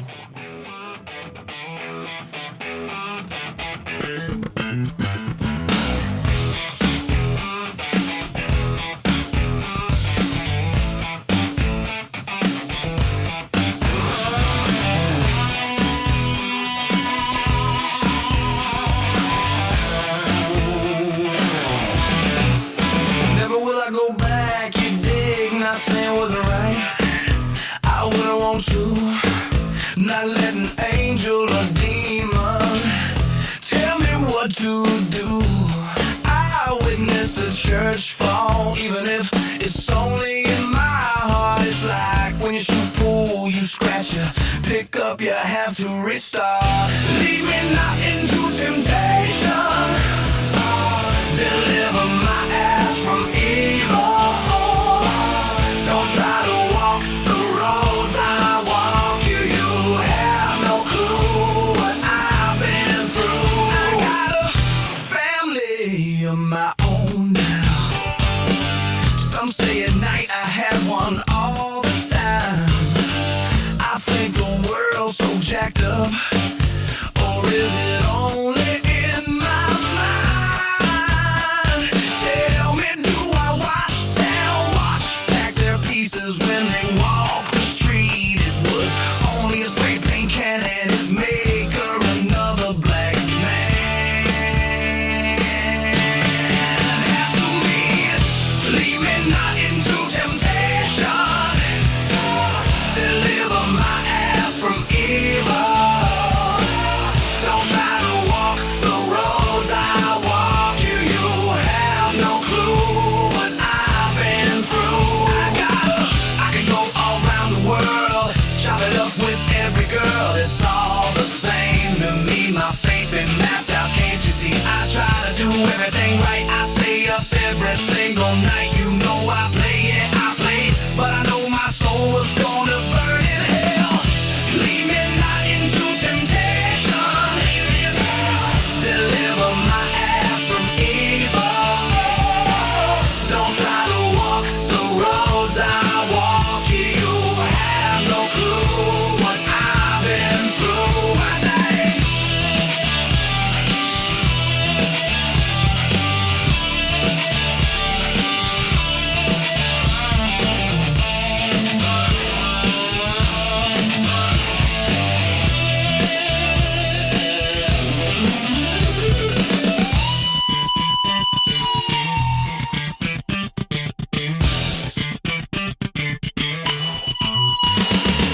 I can go all around the world, chop it up with every girl. It's all the same to me. My fate been mapped out, can't you see? I try to do everything right. I stay up every single night. You know I play, yeah I play, but I know my soul was going to burn in hell. Lead me not into temptation. Deliver my ass from evil. Don't try to walk the roads I walk. You have no clue what I've been through. Lead me not into temptation. Leave me not. Deliver my ass from evil. Yeah. Don't try to walk the roads I walk. You have no clue what I've been through.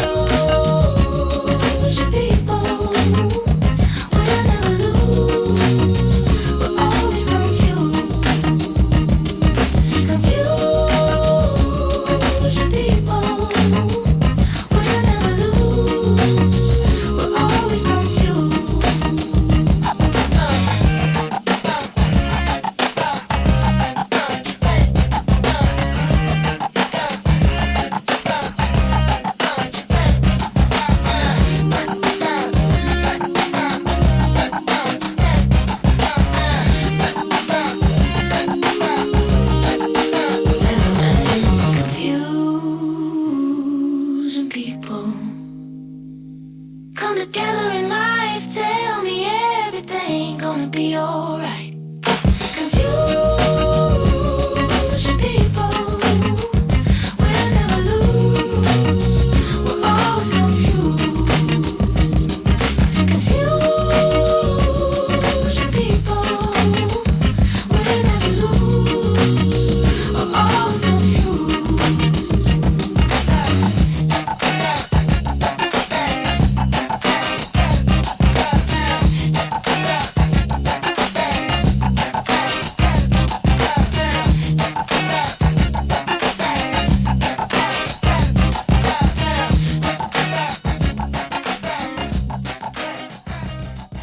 Tell me, what does it feel like to be you? To drive a man insane and make him want to give his very life. What thoughts run through your mind when you see me chasing after?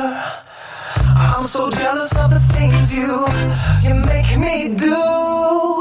Am I on? Are you with me? Am I on? Are you with me? I'm talking about moody blue. Talking about moody blue. Talking about moody blue. Are you with me? Talking about positive thinking that it's best. I wanna know, I'll never rest until I know what it feels like to be you. Tell me what's on your mind. Find a disguise of mine to guys, and love is the only one. So think about the way I play. Tell me, darling, do you wanna have some fun? Am I on? Are you with me? Am I on? Are you with me? I'm talking about moody blue. Talking about moody blue. Talking about moody blue. Are you with me? Everything I have, I would give it for an hour. I could live within the thought of you. Oh, the thought of you. Can I touch your body, touch your head? Open up your understand. Are you with me? Am I on? Am I on? Are you with me? Am I on? Are you with me? Am I on? Are you with me? I'm talking about moody blue. I'm talking about moody blue. Talking about moody blue. Are you with me? So far we are apart, so close we are in mind. Listen up as I try to tell you how I wanna be yours in time. I wait and wait, good things come to those who wait. Don't worry, girl, I'll make no mistake. I don't wanna be the only one with you. I just wanna be the only one with you. I'll understand if you don't want me. I'll understand if you don't need me. I'll understand if you don't love me. But I won't understand what it's like to be within you. Within you. Within you.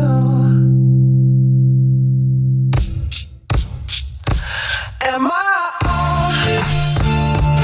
Are you with me? Am I on? Are you with me? I'm talking about moody blue. Talking about moody blue. Talking about moody blue. Are you with me? Welcome back, fam, to another special episode of Why Make Music. I'm Willa May, also known as DJ Warm Cookies, and today we have something really exciting to dive into.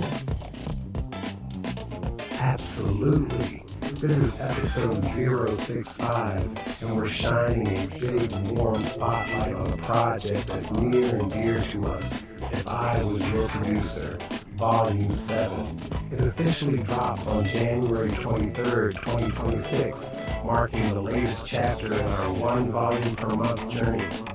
10 brand new tracks, all full of originality, all cleared and registered for use. Truly, one stop and sync ready from day one. We've been playing the long game with this series, building a catalog in real time, and Volume 7 is a milestone in that journey. Oh, you can feel it. Volume 7 is here, and it's kind of surreal. If you've been with us since Volume 1, you know this started as a 7-part audio experience, a bold experiment in flipping genres on their head. And guess what? We've reached that magical number 7. It's like closing a circle, but also kicking open a new door. I remember back when Volume 1 came out, we said, you're not just listening to music, you're hearing what could have been, and maybe what should be next. Now here we are at Volume 7, and it really feels like that next is happening right now. Volume 7 is definitely a turning point for the If I Was Your Producer series. We thought Volume 4 was a big evolution. We even called it a turning point in the series back then, where everything felt effortless on the surface but intentional underneath. My production trademark was really solidified by that point. You know, pocket first drums, melodic bass lines, hooks that come in crystal clear, all leaving plenty of space for feel. And through it all, the mission stayed the same. Music that's sync ready and story true. With Volume 7, that storytelling sharpens even further. It's like we leveled up again. We didn't have to reinvent the mission. We just dug deeper into it. Volume 7 also feels like a culmination of everything we've learned across the previous 6 volumes. Think about it. Since last summer, we've dropped a volume every single month, consistently. No shortcuts, no cheap copy-paste formulas, just raw creativity each time. We've kept that no samples ethos. Every note you hear is something we created ourselves from scratch. That means every track is truly original, which, by the way, is a sync licensing dream because it's all one stop. And we haven't just been cranking out quantity. We've been nurturing quality and variety. Funk, R&B, hip-hop, pop, ambient, you name it, we've explored it in this series. Exactly. This series is all about imagining worlds of sound. If I was your producer, it's kind of me saying, if I had the chance to produce for any story, any artist, any mood, here's how I do it. Each volume has been a playground of genres and emotions, and Volume 7 might be our most immersive playground yet. It's not chasing any trendy TikTok virality. It's about building a body of work that lasts. 10 songs a month, month after month. That means more stories to tell, more textures from music supervisors to place, more proof that this independent approach scales as long as we stay true to our taste. And let's not forget, we're not doing this alone in a vacuum. We've got our small but mighty team on deck. ThinkTimm at the boards cooking up the magic. Me, DJ warm cookies in the brand seat, making sure the vibe and vision connect with you all. And our partners at Code 3 Records working behind the scenes, locking down the metadata and registrations so every track can travel far. It's truly the sound of a small team working like a big one. Volume 7 benefits from all of that infrastructure we put in place. Every track on here was created with not just inspiration, but also intention. The intention that it can live out in the world, in a film, a show, a game, you name it. We've been saying it for a while now. WDMN Media is about catalog culture, about playing the long game. Volume 7 is a shining example of that philosophy. These songs aren't just tracks on an album, They're assets in a growing catalog, each with its own mood and story to offer. We've got all the rights squared away. The tracks are cleared and ready to roll for any opportunity. Sync ready is not just a buzzword for us, it's a guiding principle. We imagine these tracks underscoring scenes, commercials, narratives, even as we produce them. It's music that tells a story without needing a single lyric. Absolutely. And you know what? I think our listeners can tell how passionate we are about this. Because we've seen the journey from volume 1 to now. And it's not just about releasing music, it's about building a legacy piece by piece. As we always say, legacy is built in the doing, not in the downloads. Volume 7 is us doing it, putting in the work, crafting something meaningful. Each volume, each track is another brick in this big creative house we're building. Well said, I might add, success fades, but meaning lasts. And this project has always been about meaning, making music that means something to us, and hopefully to whoever hears it or uses it in their story. With that in mind, how about we get into the tracks themselves? Because Volume 7 isn't just an abstract concept, it's 10 very distinct tracks. Each one is like a little world of its own. Yes, this is the fun part. We're going to break it down track by track. Think of this as the part of the podcast where we fully geek out.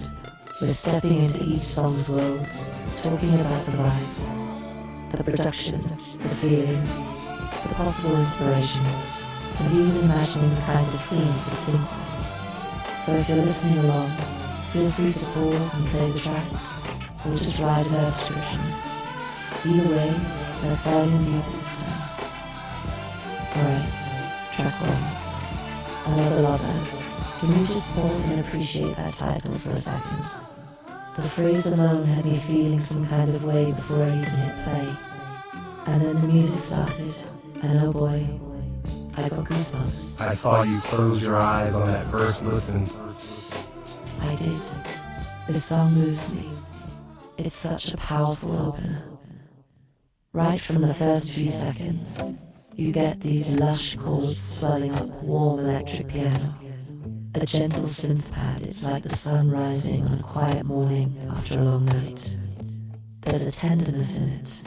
And then that beat comes in. Slow, steady, like a heartbeat finding its strength again. It feels intimate, soulful. I'd call it a mid-tempo slow jam with a bounce. If it didn't also feel so cinematic. It's got that classic R&B heart, but with this widescreen atmosphere, like you could score a montage in a film. Funny you mentioned cinematic. I was definitely picturing scenes when I produced this. Another Lover is rooted in a deep emotional space. The theme I had in mind was about having more love left inside you, even after heartbreak. Like when you think you're done, you're spent, you're hurt, but then life surprises you, and you realize you still have love to offer. Another lover to give that love to, you know? Sonically, I wanted it to feel like hope slowly glowing back to life. So those chords are very warm, kind of in that 90s R&B territory.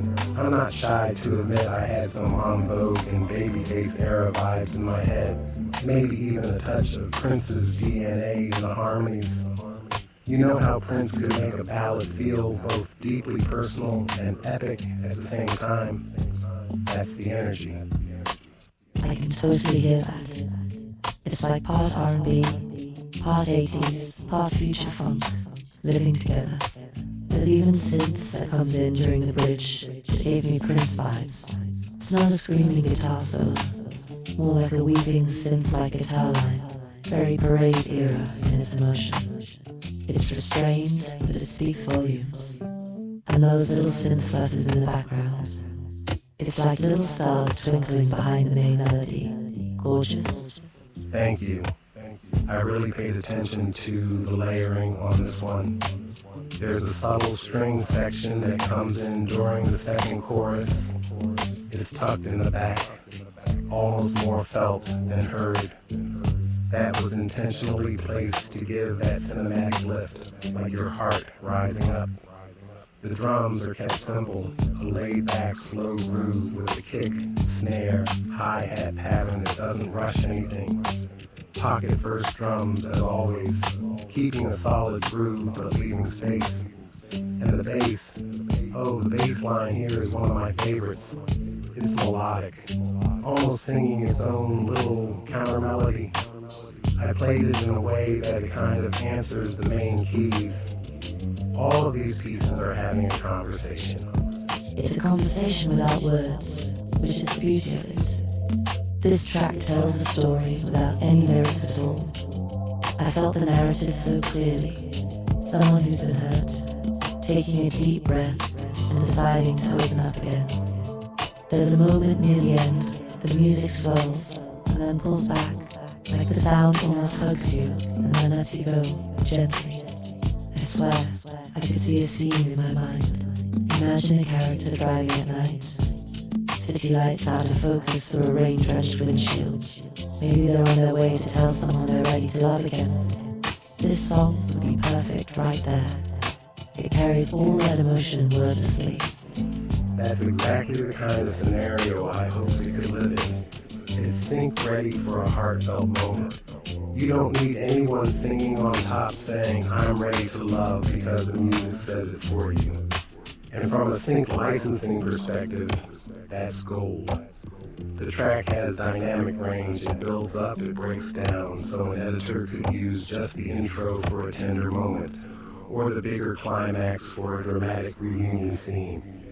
And because it's all original and pre-cleared, they could just drop it in without worries. I also want to point out how bold it is to start the volume with this mood. In previous volumes, you often kicked off with something high energy or swaggering, like Volume 5 opened with Bow Down, which was all confidence and attitude, and Volume 6 opened with Break Free, which, though soulful, was a pretty uplifting love declaration. But Another Lover is vulnerable. It sets a reflective, emotional tone right from the start. That tells me, as a listener, that Volume 7 is going to go deep. It's like you're saying, we're not afraid to feel things on this one. And that, to me, signals a kind of turning point to an evolution in how you sequence your stories. Definitely. I wanted to signal that Volume 7 has a lot of heart. It's the start of a new year, the culmination of the series so far. It felt right to lead with something honest and heartfelt. And maybe there's a bit of a callback there. Volume 4's opening track, How, asked, can you show me how to love? Kind of a question mark left hanging. In a way, Another Lover is an answer to that question. It says, I can love again, I have more love to give. It's like the story has come full circle over these volumes. We've gone from asking how to love to being ready to love anew. For those following the narrative threads across volumes, that's a rewarding little connection.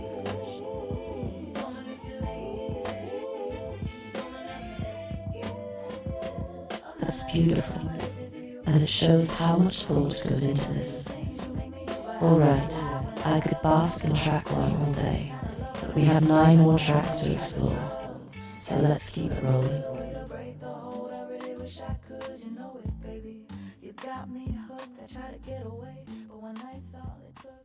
Track 2, Dedication, hits, and I immediately felt my mood shift gears. If Another Lover to Give was like a heartfelt sunrise, Dedication is like stepping out into bright daylight with determination in your stride. This one is anthemic. The energy picked up, there's a real drive to it. Oh yeah. After that intimate opener, I wanted to throw some fuel on the fire. Dedication is all about commitment, perseverance, and honoring the grind. You hear it in the music. It's upbeat, it's punchy, it's got that go-get 'em attitude. Production-wise, I blended a few vibes. You've got a hip-hop backbone with a solid boom-bap style drum groove, but layered with some rock elements like electric guitar stabs, and even a subtle orchestral string line in the hook to give it that triumphant flair. It's almost like if you took a 2000s Kanye-style motivational beat and crossed it with some 80s arena rock boldness. I wanted it to feel modern and classic at the same time. The drums on this one, man, they really command attention. It's that head-nodding beat that just makes you feel like you can take on the world. And the way the bass line pumps along, it's like the heartbeat of the track. But I also love those little production Easter eggs. And is that a horn I hear in the chorus? Good ear. Yes, I have a brass section accenting the chorus. Just a few notes, but it has that victorious vibe. Kind of like how in big sports anthems, you'll get horns to make it feel celebratory. Everything in dedication is meant to uplift. The sound choices were very deliberate. A steady piano riff runs through the verses, giving a sense of stability. And during the pre-chorus, I introduced a rising synth arpeggio. That build-up creates anticipation, like something big is about to happen. Then boom, the chorus hits with those horns and the drums slamming, and it feels like crossing a finish line. I swear, when I first listened, I immediately pictured a montage with an athlete training, sweat dripping, early morning jogs, late night practice sessions. It's got that montage feel written all over it. You know the famous Rocky training montage. This could be a modern cousin to that. No lyrics needed. It inherently screams dedication and hard work. It's the kind of track you'd find in a sports documentary or a motivational film scene, underscoring a character refusing to give up. Heck, I wanted to drop and do push-offs when I heard it. Yes, that's exactly the vibe. In fact, while making it, I imagined it being used in something like an ESPN highlight reel or a Nike commercial. Something where the visuals are people giving it their all, and this music is the adrenaline behind it. It's very sync-friendly for that reason. It drives forward consistently and has those emotional peaks at the right spots. Also, I kept it mostly instrumental for that purpose. Almost subliminal, to give it that communal energy, but it's mixed in texture rather than a prominent voice.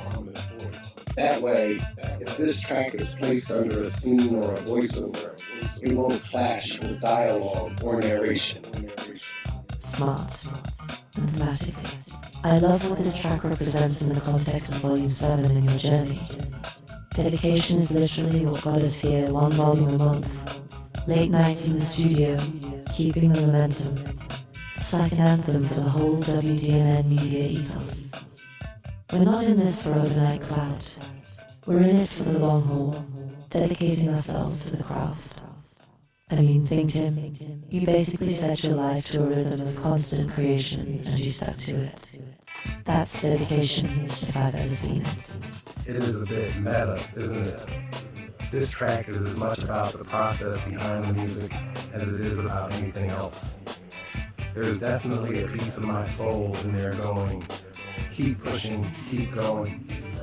I'd even say it's dedicated to dedication to everyone out there who's grinding at something, whether it's art or a sport or building a business or just improving themselves. It's a soundtrack for that unwavering commitment. We live in a world of short attention spans and quick dopamine hits, but this song is like a counter-argument to that. It's saying, look, greatness comes from dedication, from showing up over and over.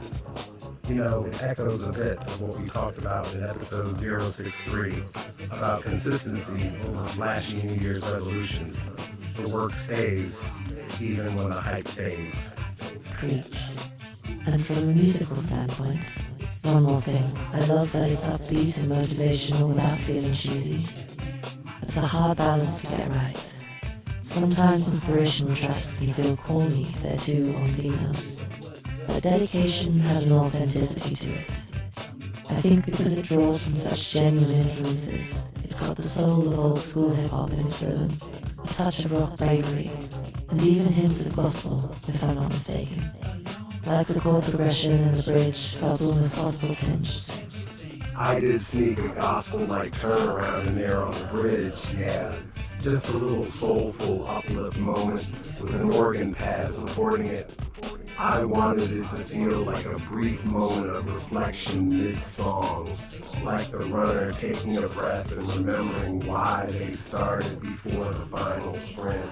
And nothing brings that spiritual resolve like a hint of gospel chords. It's subtle, but it adds depth. It works perfectly.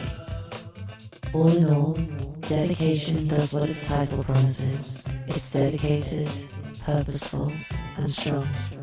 As track 2, it really launches the volume forward. After the vulnerability of track 1, this one says, alright, let's get up and go. It's like heart and then hustle. And together they set a tone that volume 7 is going to be full of feeling and fight. It works perfectly. All in all, dedication does what its title promises. It's dedicated, purposeful, and strong. As track 2, it really launches the volume forward. After the vulnerability of track 1, this one says, alright, let's get up and go. It's like heart and then hustle. And together, they set a tone that volume 7 is going to be full of feeling and fight. Now, shall we move on to track 3? I think things are about to get very interesting. Oh, I have been waiting to talk about this one. Track 3. Hey, like a drug. Let me just start by saying this track is sultry. Like lights down low, neon glow, dangerously sultry. I put this on and suddenly I'm in a smoky underground club in my imagination. It's got this seductive darkness to it. You picked up on that, huh? Immediately. The vibe here is so distinct from the first 2 tracks. You drop into this deep, throbbing bass line, it's almost woozy, like the room is spinning a little. The beat is slower, but it's heavy, and there's this vocal sample that goes, hey, hey, on loop in the background, which I'm guessing might be where the title comes from. It's hypnotic. By the second hey, I was already hooked, like a drug. Guilty as charged on the vocal sample. I took a single vocal hit of someone saying, hey, actually my own voice pitched down and drenched in reverb, and I chopped it rhythmically so it pulses throughout. It's almost like a mantra or a hallucination, depending on how you listen to it. The phrase, like a drug, in the title is very much the concept here. I wanted the track itself to feel addictive and a little dangerous. You know how a certain groove can loop and you never want it to stop? That's what I was chasing. Sonically, I dove into a trip-hop meets trap kind of territory. Think of those late 90s trip-hop acts, Massive Attack, Portishead, that dark, atmospheric sound, combined with modern trap-influenced drums and 808 bass. Yes, I feel that fusion. It's got that Bristol down-tempo DNA from the 90s, but the sub-bass and hi-hat ticks are very contemporary. And there's a faint melody, like a little music box or bell that comes in. It's subtle, but it's eerie and beautiful. I used the Celesta sound with a lot of echo on it, so it's like a ghostly music box playing in the distance. That's our temptation motif, if you will. Something sweet and pretty, but a little unsettling under the surface. And under that, the bass is doing this deep slide. I programmed the 808 to drop in pitch at the end of every 4 bars, which gives that feeling of sinking or falling. The drums are sparse, a snare with a heavy snap on the backbeat, Some tight trap hi-hats rattling here and there, but not constantly. I left space because in a slow, heavy track like this, silence is as powerful as sound. It creates tension. The tension is palpable. I found myself leaning in, like the song was drawing me closer with every bar. And talk about an emotional vibe, where dedication was empowering. Hey, like a drug, is like the sound of obsession. It's got an almost sensual pull, but there's an undercurrent of danger or uncertainty. It's that feeling of, this might be bad for me, but I can't resist. And you accomplish that without lyrics spelling any of it out. That's impressive storytelling through sound design. Thank you. That was exactly the story in my head. The seductive allure of something or someone you know might not be good for you, yet you keep getting drawn in. I mean, we've all been there in some way, whether it's a person who's no good, or even a habit or scene that's hard to quit. It can feel like a drug. The track's repetitive nature, that looping hey, and the unchanging bassline groove is intentional to mimic that loop of addiction. It just keeps circling, and you lose sense of time. Oh, I was definitely lost in it. I also have to say, this track shows off your range as a producer. We went from soulful ballad to motivational anthem to now this dark, sultry banger. Volume 7 is really taking us places. And culturally, I hear a blend of influences. There's a bit of The Weeknd in there, you know how he has that sexy but dark 80s influenced R&B thing? But also, I sense some old school trip hop as you mentioned. Maybe even a sprinkle of that Timberland late 90s oldie vibe in the atmospheric touches. It's like a little tour of sensual music evolutions. That's cool you mentioned Timberland and Aaliyah, because I was thinking about tracks like Are You That Somebody?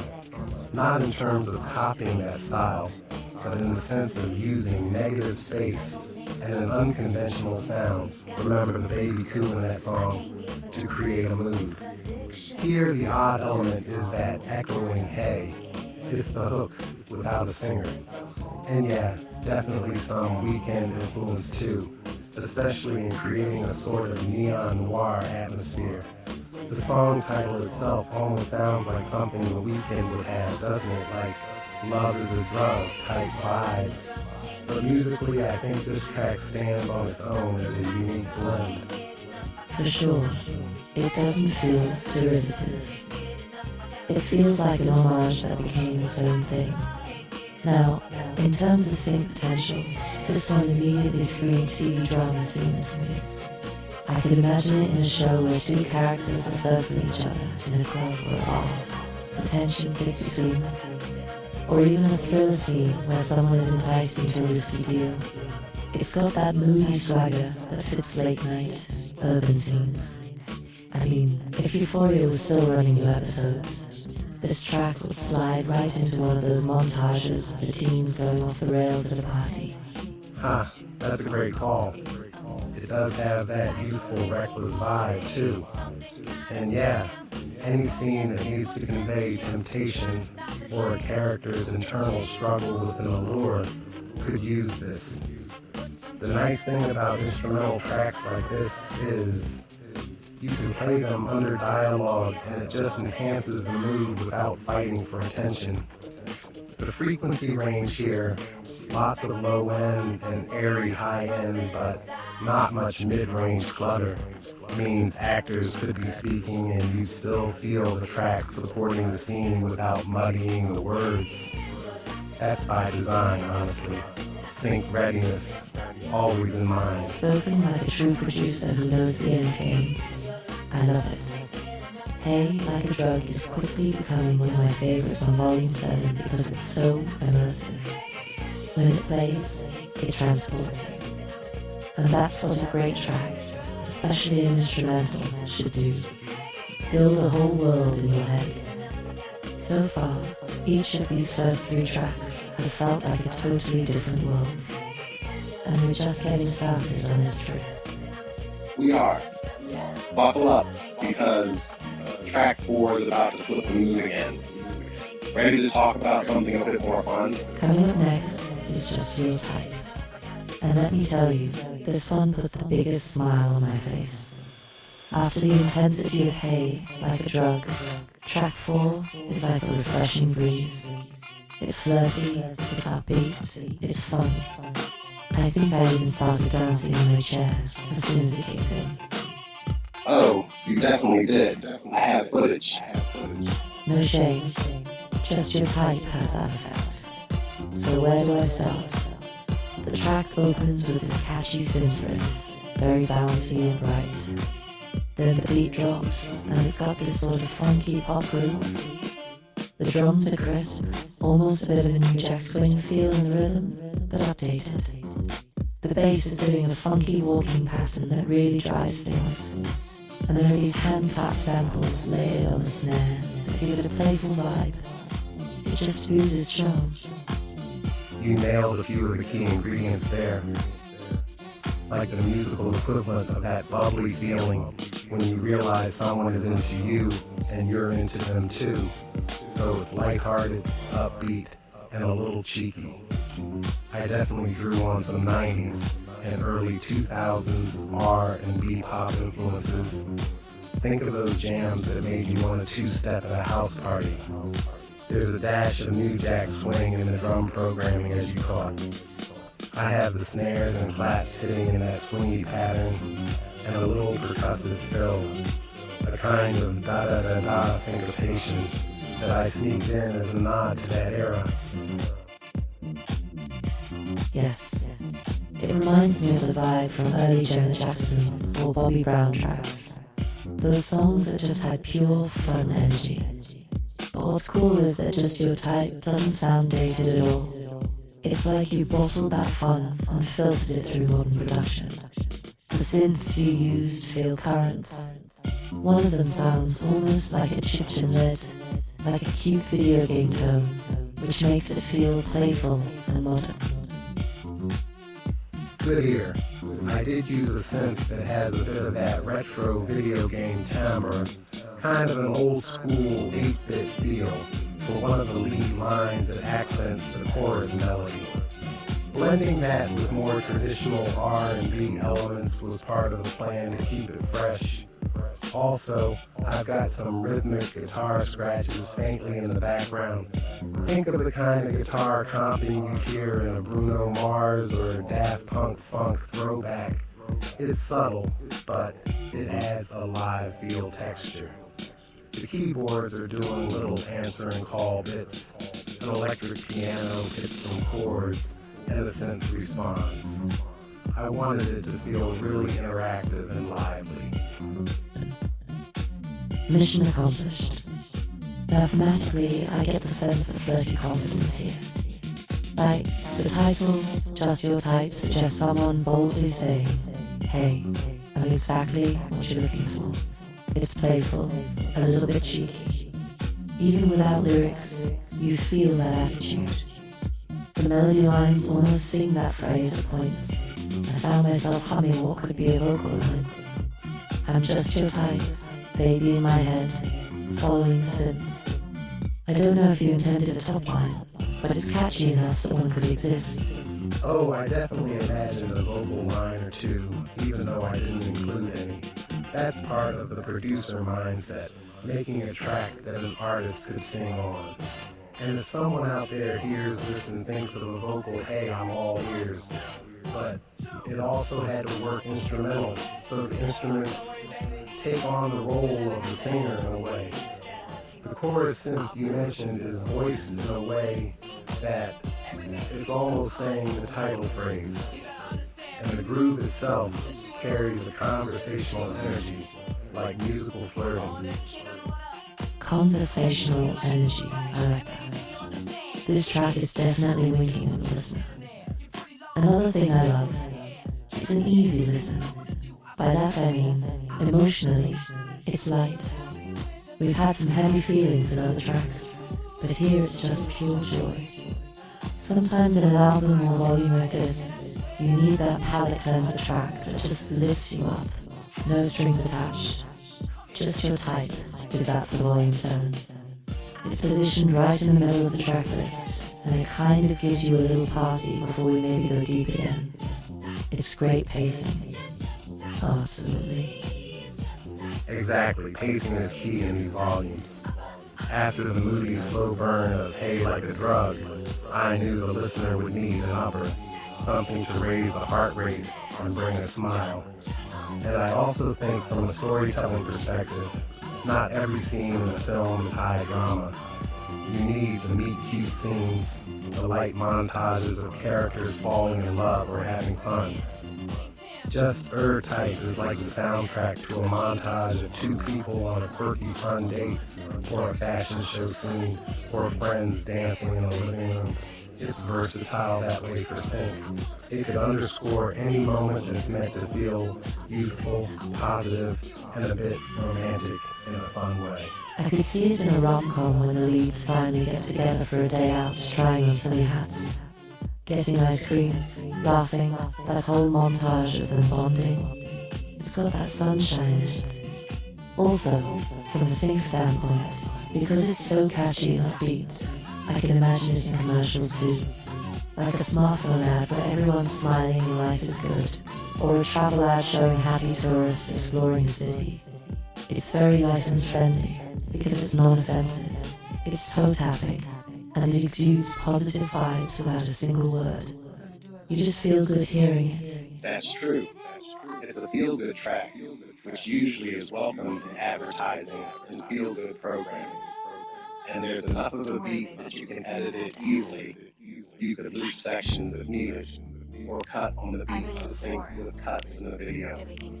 I made sure there were clear sections, verse, pre-chorus, chorus, etc., each with a little build or break, which is useful for editors.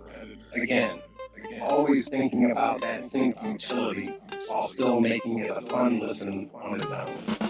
The craftsmen at work, people.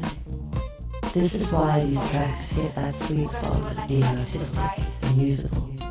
One more thing I have to say. Personally, Just Your Type lifts my mood. We might get analytical here on the podcast, but when I just step back and listen, it makes me happy. And I think that's something special. With all the depth and legacy talk, which I love, it's also okay for music to just make you feel good in the moment. This track does that for me. It's going to be on repeat next time I need to pick me up. That means a lot. Honestly, making people feel good, even for 3.5 minutes, is a huge win in my book. Not everything needs to be heavy to be meaningful. Sometimes a smile is meaning enough. Now, shall we move to track 5? The title alone suggests we might be switching gears again. Track 5, Pass the Mic. And yes, we are definitely switching gears. The second half of the volume kicks off with funk and fire. This track is an absolute jam. From the moment it started, I felt like I was transported to a live hip-hop cypher or a funky block party. It's got an old school meets new school feel that made the DJ in me very happy. Oh, I knew you'd dig this one, DJ Warm Cookies. Pass the Mic is basically a love letter to hip-hop's golden era, filtered through my own funky lens. I grew up on that boom bap, pass the mic culture. You know, one MC after another spitting bars, the DJ cut in between them. I wanted to capture that energy. Well, you nailed it. The beat on this track is infectious. It's faster than some of the earlier tracks, really upbeat. The drums have that classic breakbeat vibe. I wouldn't be surprised if you programmed it to sound like an actual sample break, with those crunchy kicks and snares, and there's some scratching, isn't there? I swear I heard a vinyl scratch, or at least a scratch-like effect in a breakdown. Your ears serve you well, Willa. I did incorporate some turntables flavor. I did a bit of scratching myself to add that authentic touch.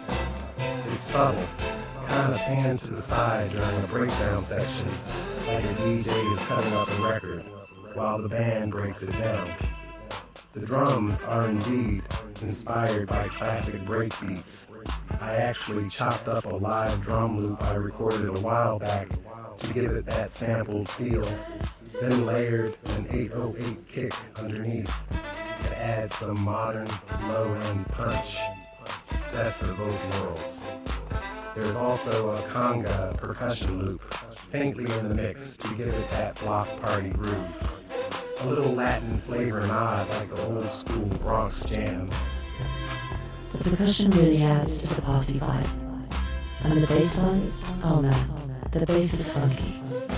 It's got that rubbery, rolling funk feel, almost like something from the 70s James Brown track. But then it locks in with the hip-hop drums, and it's magic. On top of that, you have horn stabs, don't you? I heard some horn hits accentuating the rhythm in the chorus parts, like those hype horns that just elevate everything. Yep, I brought in a horn section sample, actually a combination of sax and trumpet stabs that I played on a keyboard to hit on the off beats for that extra hype. Horn stabs are a classic hip-hop production trick for adding excitement.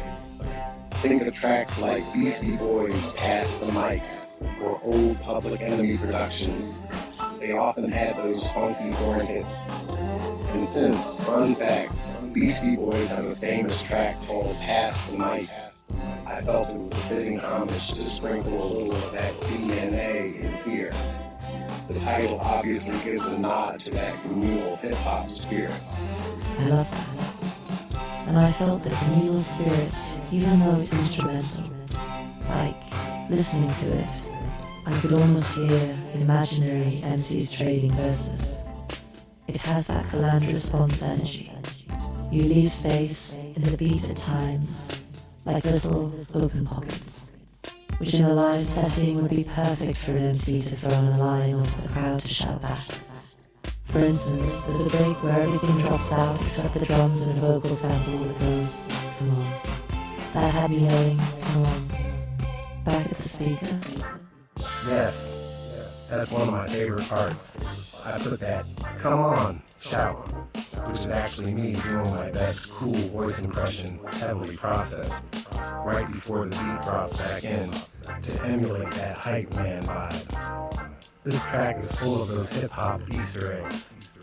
There's also a part with the crowd going swell, as if an audience is cheering when a sick verse ended. It's subtle, but it's there behind the music, all to make it feel alive and kicking. It definitely feels alive. Genre-wise, I also hear a bit of funk rock fusion. Like there's a distorted guitar riff looping quietly in the background during the verses. Almost like Rage Against the Machine or Red Hot Chili Peppers kind of groove hiding back there. Was that on purpose? Great catch. I did sneak in a distorted guitar riff, very low in the mix, but giving it grit under the funk. I've always loved how some 90s hip-hop would sample rock or have rock elements. Think Run DMC with Aerosmith, or Beastie Boys mixing punk into their hip-hop. So that guitar added a little edge. It's not prominent, but you feel it in the energy. This track really is a melting pot. Hip-hop, funk, a bit of rock attitude, and even that Latin percussion touch. It's a genre gumbo meant to celebrate how hip-hop itself was born from combining genres. Amen to that. Now, let's talk emotional tone. Pass the Mic is just pure exuberance and confidence. It's the sound of a party where everyone's invited to grab the mic and say their piece. I felt energized and kind of empowered listening to it. Like if I was an artist about to go on stage and this was playing as my intro, I'd be pumped up beyond belief.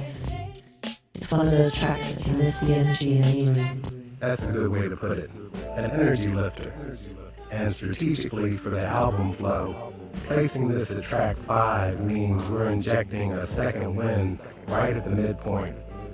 You've had some emotions, some fun, and right before we possibly go into deeper territory in the latter half, here's a burst of pure adrenaline and joy. In a live scenario, This is where we get everyone up and moving. It's like the halftime show of the volume. Yes, and thinking of sync, this could be killer in a variety of settings. Obvious one is anything hip-hop culture related, like a documentary on rap history or a scene in a movie where b-boys are breakdancing. I can see breakdancers tearing it up to this beat for sure. But also, imagine a comedic scene where characters unexpectedly rap or have a dance-off. This would set the perfect tone. Or even in a sports context, highlight reels could use this because it's just driving and exciting. I agree.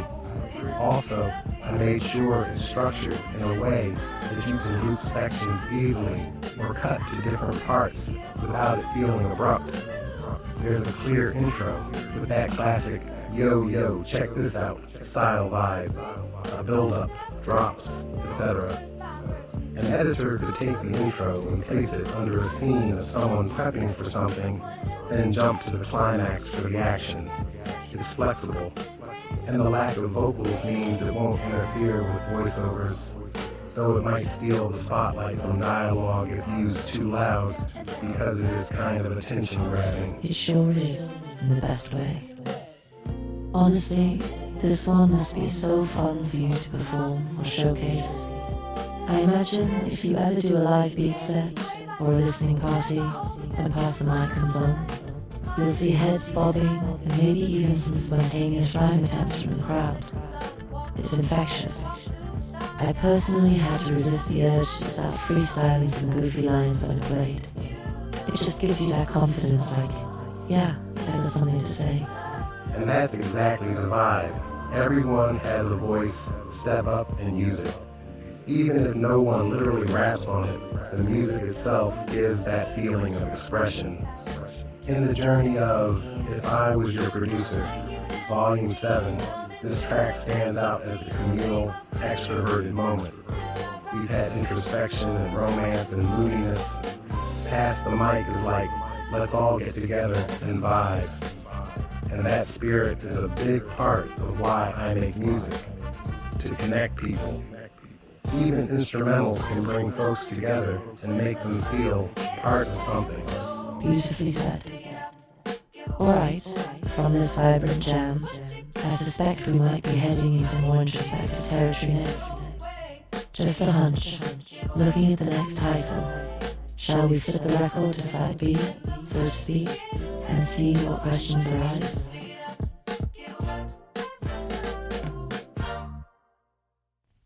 Here we are at track 6. Question. And wow, talk about a shift in atmosphere. As soon as this one started, I felt the mood dial back down into something thoughtful, maybe even a little haunted. It's a gorgeous piece, definitely one of the more introspective tracks on Volume 7. Question is indeed the contemplative heart of this volume. After the extroversion of Pass the Mic, I wanted to pull back and give space for reflection. This track is all about uncertainty and curiosity, living in that space where you don't have the answers and you're just searching. It comes through so clearly. The instrumentation here is more minimal compared to others. There's this lilting piano motif that runs throughout. It's delicate. Almost like it's asking a question in musical form. The way it rises, then falls, without resolution. And the beat is subdued, a down-tempo beat with a gentle kick, a rim shot instead of a heavy snare, and some subtle ambient textures in the back, like faint echoes or wind chimes. It's really atmospheric. I took a less is more approach on Question.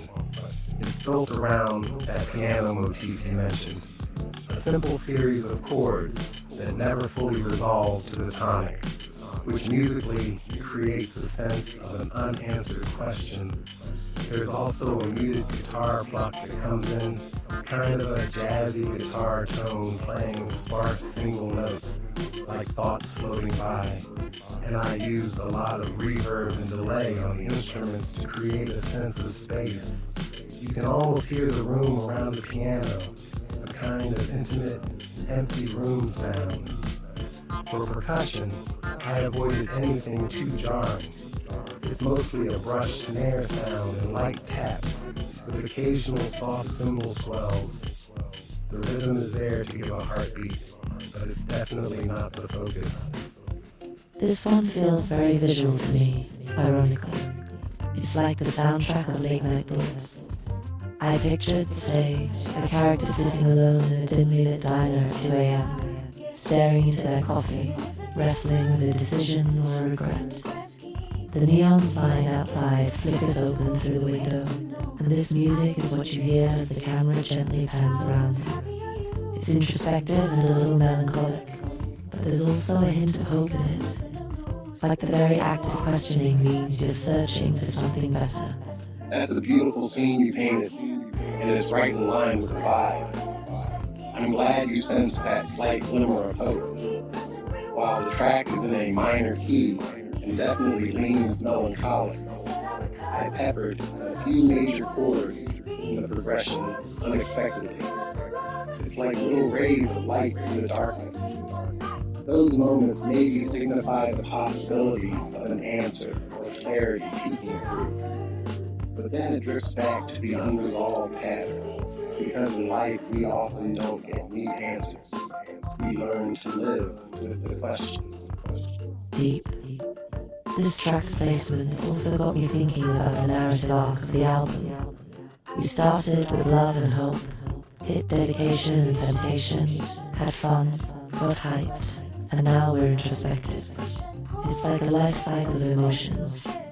Question feels like that moment of doubt or self-reflection that comes after you've been through a lot of experiences, love, excitement, success, etc. Eventually, you find yourself asking, what does it all mean? What's next? It's kind of poetic that Volume 7, possibly being a turning point, or even a culmination of the series, has a track called Question Here. Like, what is next after this?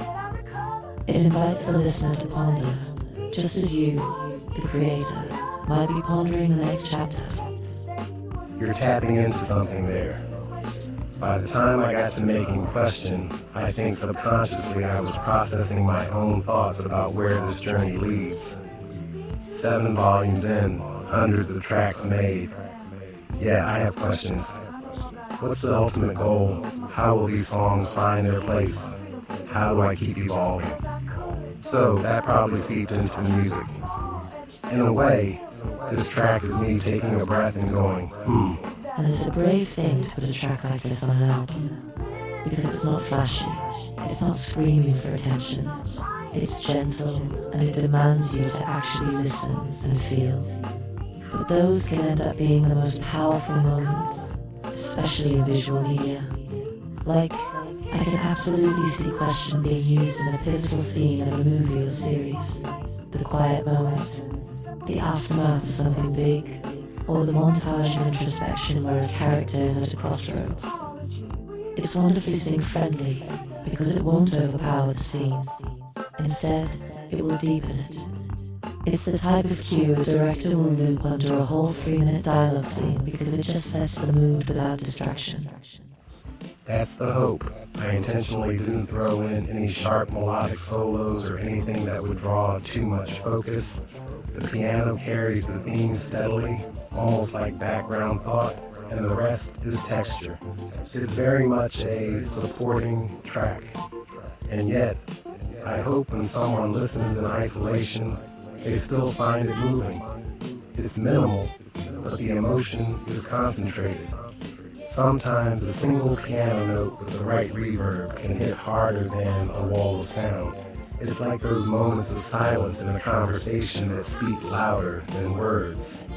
So true. And personally, listening to Question gave me a moment of pause during the album. It made me reflective about my own questions in life.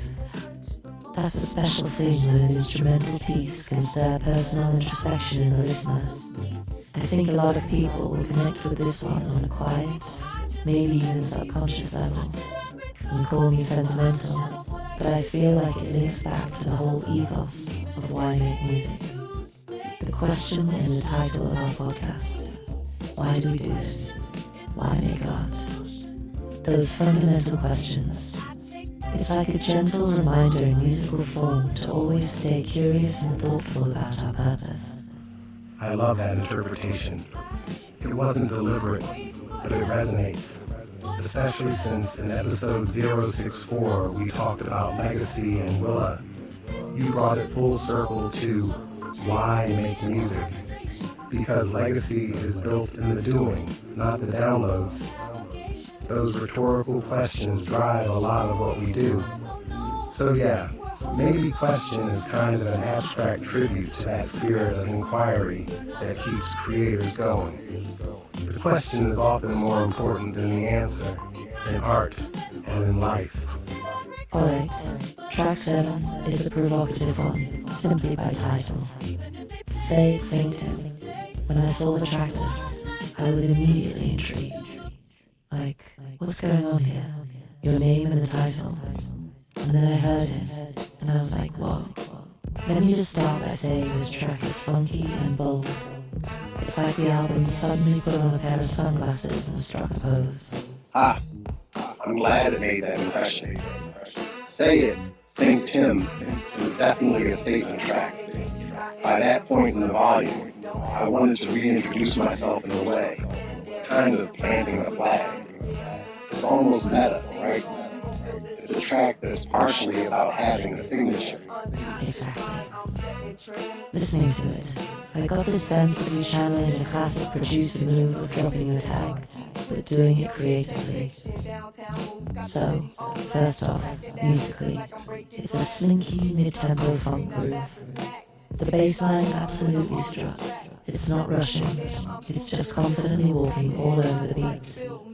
There's a one-way guitar in there that immediately made me think of 70s funk legends like Curtis Mayfield or Isaac Hayes vibes. But the beat itself has a modern snap, almost a bit of hip-hop soul influence like D'Angelo or early 2000s Neptunes. And then, of course, there's the voice. Heh heh, you caught that, huh? There is indeed a voice element. Throughout the track, I wove in a vocoder/robotic voice that literally says, ThinkTimm, at a couple of key points. It's subtle, not like a blaring DJ drop, more like part of the music. Kind of how Daft Punk might weave a vocal hook in. The voice is tuned to the melody, so it kind of sings my name as a texture. It's almost tucked in like another instrument, but if you pay attention, you hear ThinkTimm echoing here and there, almost subliminally.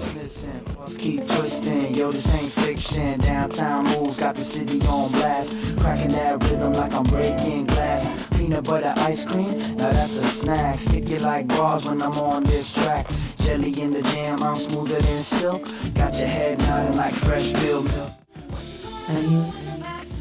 The first time, I thought my ears were playing tricks, but the second time, I was sure I heard it. And I love that it's a bit of playful self-reference. Like, you're literally saying it, putting your stamp on the track in a clever way. It fits the funk attitude too. Reminds me of how producers like Timbaland or Michael made it have vocal tags, but yours is musical. The whole track has a kind of swaggering confidence, like you at the mixing console nodding like, yeah, this is me. Say my name. That's the attitude. This track was definitely me having fun and flexing a bit. It's not arrogant, but it's self-assured. Kind of like saying, after all these diverse tracks, here's one that ties it back to the persona behind it. Musically, I indulged in some of my favorite funk tropes. That wah-wah guitar you mentioned, I can never resist a good wah riff. A tight drum pocket, kick, snare, hi-hat, that's simple but super in the pocket, and some spicy synth chords, stabs that give a bit of that G-funk flavor. There's also a synth lead line that comes in after the chorus that's kind of talk box like Think Zap and Roger, which complements the vocoder voice nicely. The talkbox line, Yes. It's like a conversation between the instruments and the robot voice. So cool. Another aspect, this track has attitude for days. I found myself involuntarily doing stank face, you know? That face you make when something is just too funky and maybe even a little shoulder shimmy. It's like the groove just grabs you. There's a breakdown part where everything drops, except the drums and bass, and maybe a shaker, and it's just, nasty in the best way. It reminded me of those classic funk breakdowns, where the band leader goes on the one, and they hit it hard. Yeah, I totally put one of those breakdowns in intentionally. A moment where the groove simplifies and you can really appreciate the core rhythm section. It's the James Brown school of thought. Sometimes the funk is deepest when you strip it to just drums and of course I bring elements back in gradually with a little drum fill. And when the wah-wah pedal on guitar and synth come back, it's like the groove pops even more. I had a blast making this one, honestly. It's the kind of track that while producing it, I couldn't help but move in my seat. I bet. Now, thematically, beyond the obvious name drop, I sense a broader theme of expression here. The title Say It To Me suggests speaking up or declaring something. Coupled with your name, it's like an assertion of identity. Perhaps saying, this is what I sound like, this is who I am. After a track like Question, which was introspective, Say It ThinkTimm feels like finding an answer, or at least a resolve. You step out and state your name, musically speaking. That's a great way to interpret it. It's like the answer to the previous track's uncertainty. Question dwells in doubt. Say It responds with confidence. I am ThinkTimm, and this is my vibe. It's almost a mission statement in groove form. Also, fun fact, this is the first time in any of the volumes that I've put my own artist name in a track title. It felt risky in a way, like is that too self-referential? But I felt Volume 7 was the right time to do something a little bold. And ultimately, part of being a producer, especially in the sync world, is about branding yourself too. Not in a shallow way, but in establishing a recognizable sound. This track kind of encapsulates the WDMN media ethos. Independent, funky, not afraid to be a little quirky, and proud of it. Proud and loud, yes. And the sync possibilities here are interesting. This could be used in any scene that needs swagger. I'm thinking maybe a character montage where someone's getting ready to conquer the day feeling themselves. Or a scene where an underdog walks onto the scene surprising everyone with confidence. Even an opening credits of a show like a cool, retro-tinged action comedy series might use this to introduce the main character with style. It's got that head-bobbing, toe-tapping quality that just instantly gives cool factor to visuals. I also envision maybe some tech or fashion ads. Picture a flashy ad for a new sneaker line or a montage of people in stylish outfits.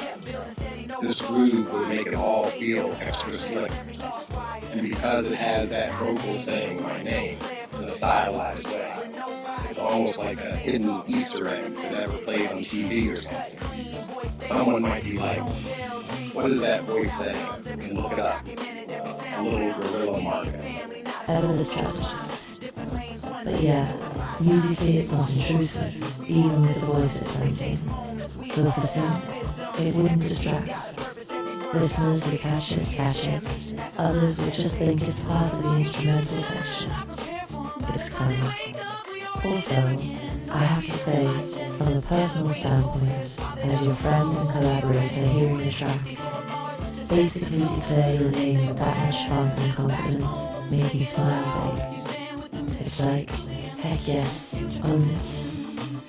After 7 volumes, nearly 70 tracks, you've earned a bit of chest thumping, in a humble way.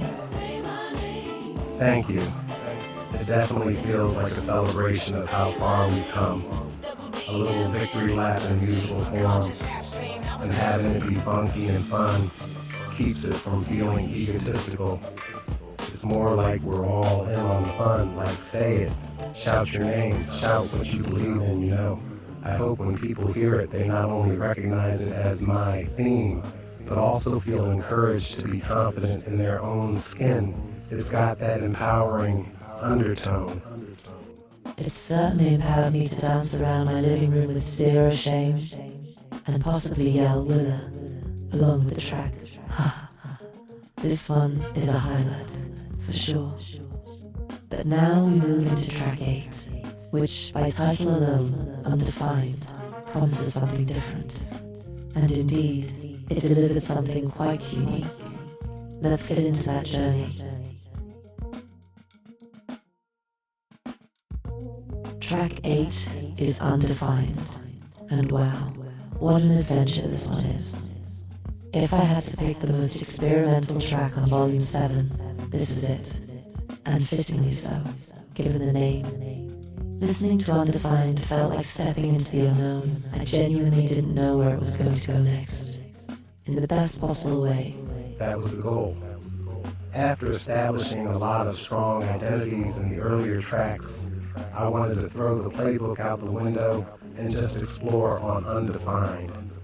The concept was to create a piece of music that doesn't fit neatly into a single genre or mood, something free-form that evolves and maybe even contradicts itself at times.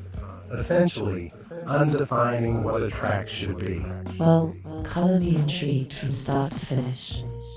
This track feels like several mini-scenes in one. It starts off with this ambient soundscape, like I heard these airy pads and maybe field recordings. It sounded like distant waves or wind for a moment, very atmospheric and calm. Then, out of nowhere, a beat comes in, and not just any beat. It's like a left-field, glitchy electronic beat. The rhythm was off-kilter, like a broken beat that eventually found its groove. I remember blinking and thinking, are we in a Flying Lotus album all of a sudden? It had that experimental electronic vibe at first. I definitely channeled my inner experimental producer here. I used some found sounds in the intro. You're right, there's a bit of field recording of wind chimes and distant ocean waves I had from a previous project. I layered that under a droning synth pad to set this wide open stage, almost like the track is a blank canvas initially. Then I introduced what's basically a glitch hop beat, off-kilter kick patterns, snares that stutter. I played with time signatures a bit. The intro beat is actually in 7/8 time for a few measures, which naturally makes the listener go, huh, and pay attention since it's not common. Then, as more elements join, it shifts into a standard 4/4, but with syncopated accents, so it still feels unusual, but your head can nod to it. It definitely grabbed my attention. And just as I thought I had a handle on it, the track morphed again. About midway, everything kind of melts, the glitchy beat dissolves, and a new section emerges. It was almost like an entirely different song grew out of the first one. This second part had a kind of lo-fi hip-hop vibe, like super chill, with a simple boom-bap rhythm and a gentle guitar loop. It was soulful and mellow, nothing like the edgy experimental start. If the first part was Flying Lotus, the second part was more like Nujabes or some chill-hop artist, very warm and laid back. I love that you caught the distinct phases. Structurally, I treated Undefined like a mini-suite or a journey through several zones. The midpoint shift is absolutely intentional. It's like you walk through a portal from one sound world to another. I purposefully dialed the fidelity down. I applied a vinyl crackle effect, low past the drums a bit, and had that jazzy guitar loop. Actually, me noodling on the guitar, then I filtered it to sound like an old sample. It feels like you suddenly landed in a cozy cafe after being in a sci-fi lab. The contrast is jolting, but also kind of comforting after the wild ride of the first half. It was like being on a roller coaster that suddenly glides into a calm river float. And just when I settled into that groove, you did it again. Near the end, there was another transition. I heard a rising synth, almost like an alarm or warning, and then boom, the track transforms once more into this big cinematic climax.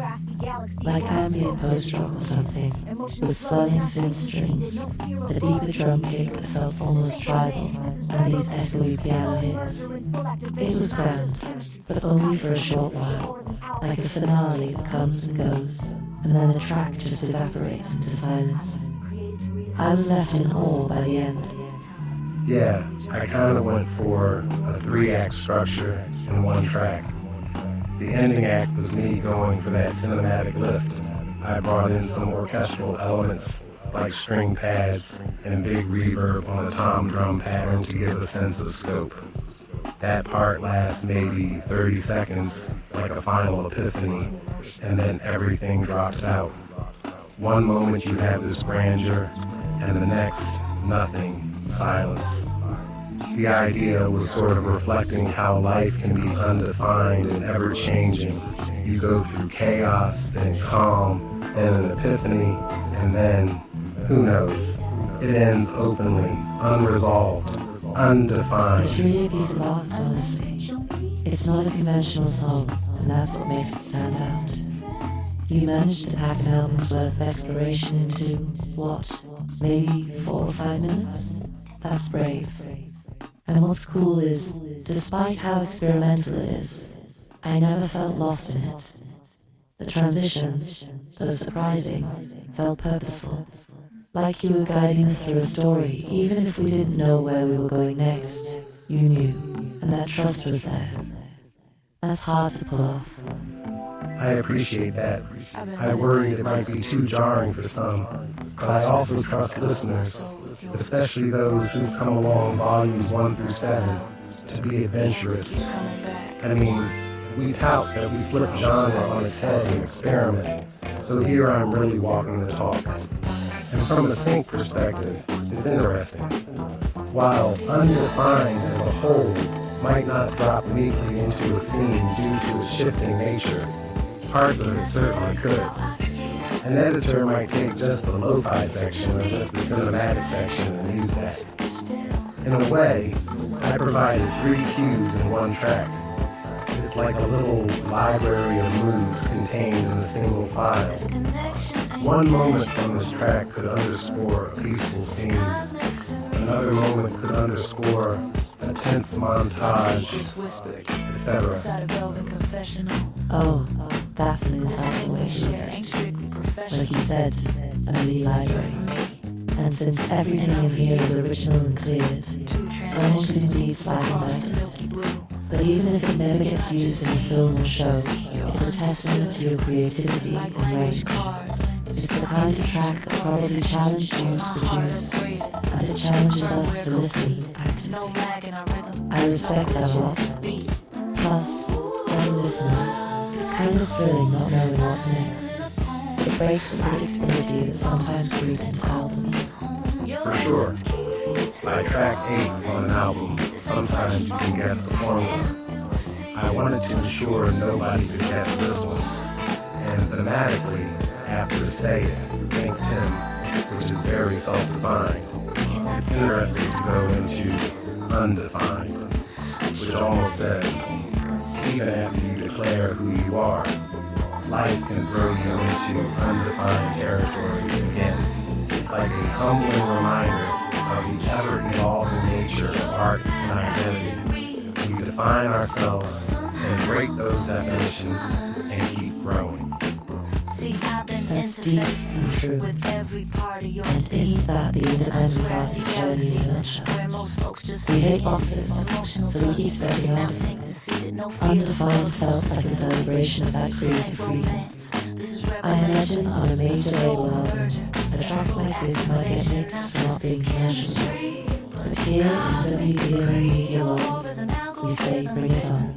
just for me. Exactly. That's the freedom of being independent.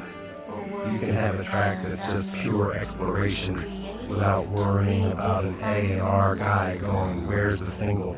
We can make art for art's sake, knowing it still has value, even commercially, sometimes in unexpected ways. Honestly, I could even see some avant-garde filmmaker falling in love with this track and building a short film around it. It's that narrative. Who knows? I wouldn't be surprised. Now, as we move out of the undefined territory, we enter our penultimate track, which, judging by its name, Western World, comes as a whole different flavor. I'm excited to get into this one because it painted some vivid images in my mind, ready to ride out west.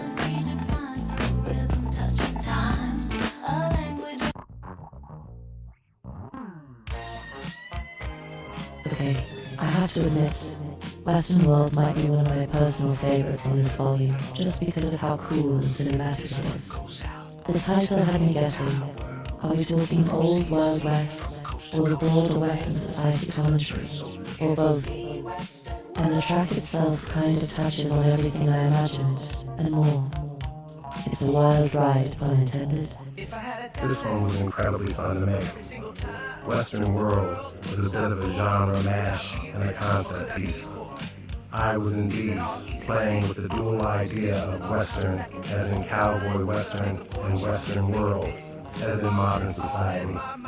It's like a sonic spaghetti. Western dropped into the 21st century. From the get-go, I was transported. You open it with what sounds like an homage to classic Western film scores. There's a lone listening melody, isn't there? Or something akin to that iconic Ennio Morricone whistle from the good, the bad and the ugly. It's faint and atmospheric, but it instantly sets that frontier mood. And I swear I heard the sound of trotting horses, or maybe a whip. Perhaps I'm imagining, but it felt like the Old West. Imagine it. If I did put in some clever sound design, a subtle sample of galloping hooves, and a distant whistle effect to evoke that classic Western vibe right at the start. And then even a coyote howl in the far background. If I wanted the intro to paint a desert scene in the listener's mind, tumbleweeds, dust, sky, you know the deal. But it doesn't fit in that mode. A beat kicks in that is totally contemporary. Heavy drums, almost trap-like hi-hats, and a deep sub-bass. Suddenly it's like the Western civilization meets the open mind. We need more of that, and we can only be divided because we were free to have options and opinions. Yes, when that beat dropped, I literally said, oh, out loud. You've got this cowboy guitar, a twangy electric guitar riff that could be straight out of a Clint Eastwood standoff, looping over modern drums. It's such a bold contrast, but it works insanely well. The guitar does a sort of ascending riff that's quite menacing, and then the beat underneath gives it a hip-hop swagger. It's like if Quentin Tarantino and Timbaland collaborated on a track. Gritty and groovy. You are crazy. What are you listening to? That description just made my day. Tarantino and Timbaland, I'll take it. I indeed played a Telecaster guitar with a bit of reverb and tremolo to get that surf western tone and made a hook with it. Then I built the beat around it. The beat has a trap funk feel, booming 808 kicks, snappy claps layered with a classic snare, and rapid-fire hi-hat rolls. But I also threw in some live shaker and clapper percussion to still have some organic elements, along with the horn line. The bass line is actually doing a slight blues scale walk, which ties back to Western/Americana music. But it's on an 808 synth bass, so it hits like hip-hop. I was basically fusing Americana and trap. It's a fusion I didn't know I needed until now. And it's not just the instruments. The composition itself feels like a narrative. At one point, the music breaks down and I heard what sounded like a church bell, or some big bell toll, which gave me this ominous vibe like high noon, time's up. And then it goes into a bridge that has almost orchestral elements. I think I got it into strings or a dramatic pad, which made me picture sprawling desert landscapes. It's super cinematic. I couldn't resist adding a bell toll, classic town square showdown bell. Good catch. I'll play along with your wild, wild west fantasy. I did include some orchestral brass hits and string swells in the bridge to really lean into the film score aspect. I basically let myself score an imaginary Western International film trailer with this track. And because of that, it might be the most visual track on the album. You listen and you can almost storyboard a scene. Cuts to modern city chaos, implying that the duel is metaphorical or in the corporate world, hence Western world. I was toying with that imagery of the Wild West as a metaphor for our modern chaotic world. So there's a bit of commentary baked in. That's clever. I mean, Westerns often are about lawlessness and frontier justice. And sometimes you hear people refer to certain modern arenas like tech, finance, etc. as the Wild West of today, unregulated, full of outlaws and mavericks. This track musically captures that parallel the old frontier and the new one. I can easily see it being used in, say, a montage about corporate cowboys, or a tech CEO or described as a jewel at Tycoon, something creative like that. Absolutely. From a sync perspective, I actually thought of trailer music for maybe a darkly comedic action film or a series that has a Western theme in a modern setting. Think something like Westworld, the show. They literally merged Western and futuristic sci-fi, and they used a lot of modern music with Western motifs. This track could slide into that vibe easily. Or even a video game that has an alternate history, Western setting. It's both niche and broadly appealing because Western imagery is universal and the beat is current. Yeah, Westerns are part of global pop culture at this point. And combining it with a beat that kids today vibe with, that's a smart way to bridge generations. Also, I have to mention the ending. There's a moment near the end where the beat fades and we're left again with those atmospheric Western elements. A last, lonely guitar strum and that whistle. Like the cowboy rides off into the sunset. It gave me chills. It's like the track itself told a mini movie and ended on a perfect note. I'm all about sticking the landing. I did bring it full circle at the end intentionally. It starts and ends in that atmospheric Old West space, with the modern chaos sandwiched in the middle. Maybe a subtle statement. The world might change with time and tech, but some things, like the lone soul facing the horizon, remain timeless. We start and end in the quiet, but in between is a storm. That's kind of the arc I went for. Beautifully put. Western World is an adventure, and also one of those tracks that immediately makes you think this needs to be in a movie. I truly hope it finds its way into one, because it deserves that spotlight. It's so vivid. Now, speaking of Final Horizons, we've arrived at the last track of Volume 7, appropriately titled What I Think. I have a feeling this one's going to tie a bow on the journey, and I have thoughts on it, no pun intended. Shall we bring it home? What I think is definitely meant as a concluding chapter. If Volume 7 is the turning point or climax, this track is the resolution, or at least the beginning of one. Here we are, track 10, What I Think. From the title alone, I suspected this would be a sort of epilogue or closing statement. And indeed, listening to it felt like reading the last chapter of a book or watching the end credits of a film with that mix of closure and lingering emotion.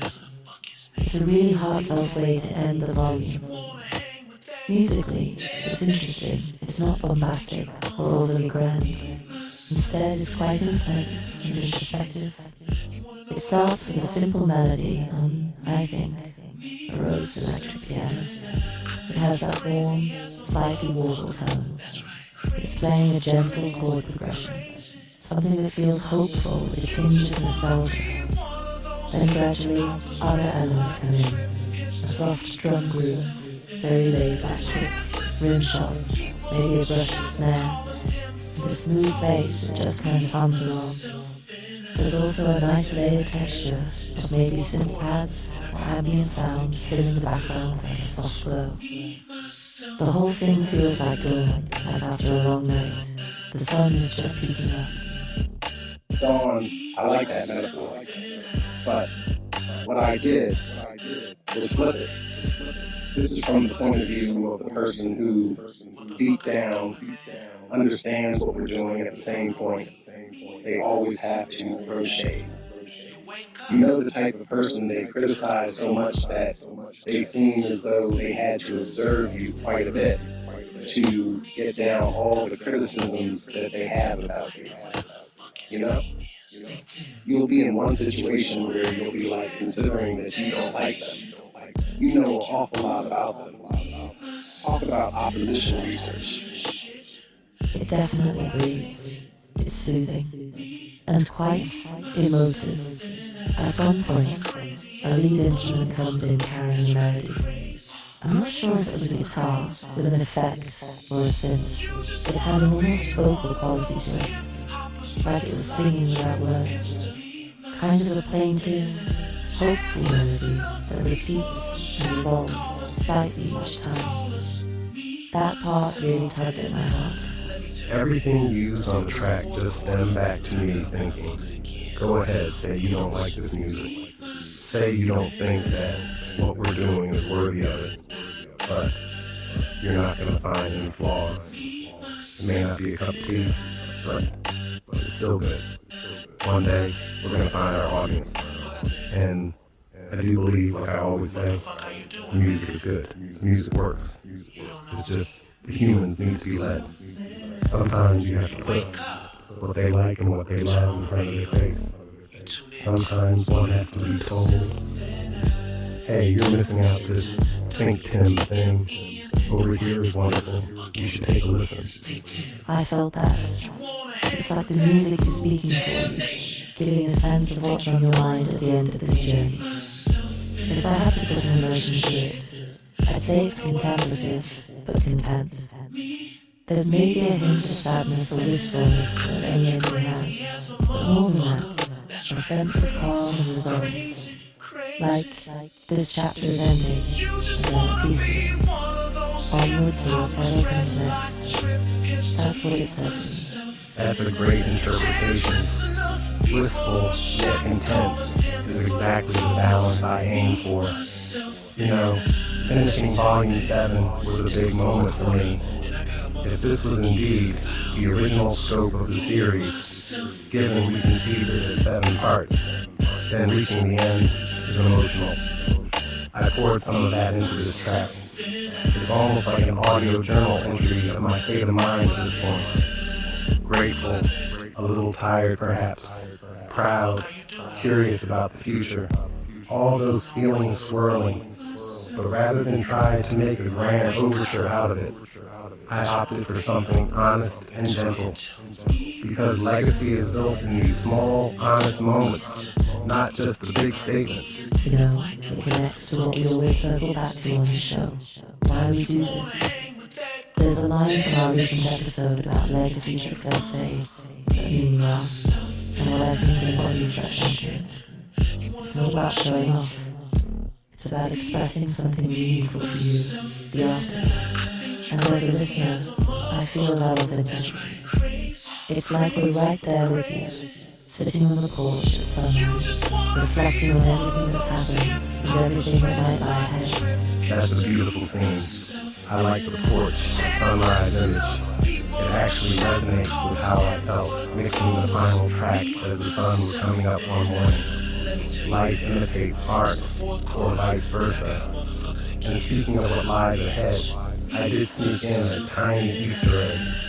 In the final fade out, there's a faint sound of a tape recorder click or a vinyl crackle starting up, a symbolic hint that maybe a new recording or a new side A might begin after this. It's very subtle, but it's my way of saying the story's not over, it's just turning the page. Volume 7 might close this volume series or this era, but you know us, the journey continues. I did catch something in the fading seconds. I thought my ears were playing tricks, but that's clever. A little hint of more to come, even in an ending. Classic, and from a sync perspective. What I think is the kind of reflective end credits tune or final scene accompaniment that can really underscore resolution. Think of the final montage in the series finale where they show where each character ended up, or a documentary ending where the narrator leaves us with a profound thought. This track would sit under that perfectly, letting the audience feel a gentle catharsis. Exactly. And with that, I think it's time to wrap up episode 65. As always, stay connected with us on social media at ThinkTimm and at WDA Nation for updates. And if you haven't already, go stream Volume 7 and Volumes 1 to 6 on your favorite platform. Experience this catalog we've been talking about. Let it be the soundtrack to your own stories. We'd love to hear what scenes or feelings these tracks conjure for you. Amen. Alright, thank you all for joining this ultra deep dive. This was the core feature of our episode, and I think it lived up to being massive, thoughtful, and rich in detail, just like the music it celebrated. Until next time, keep creating, keep asking questions, and keep playing the long game. Peace, and be wild.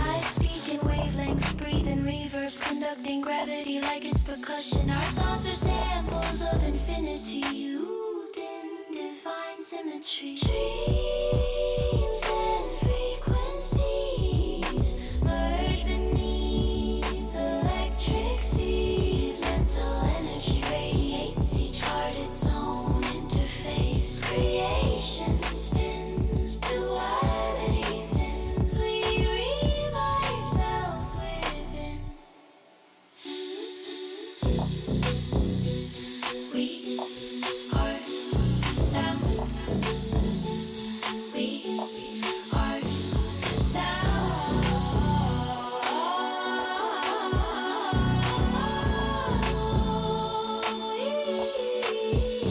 are sound. We are sound. We are sound. The pulse of existence plays on repeat. Your soul, the metronome of eternity. A musimorphic shift and dream divine. Shape, shift and dream.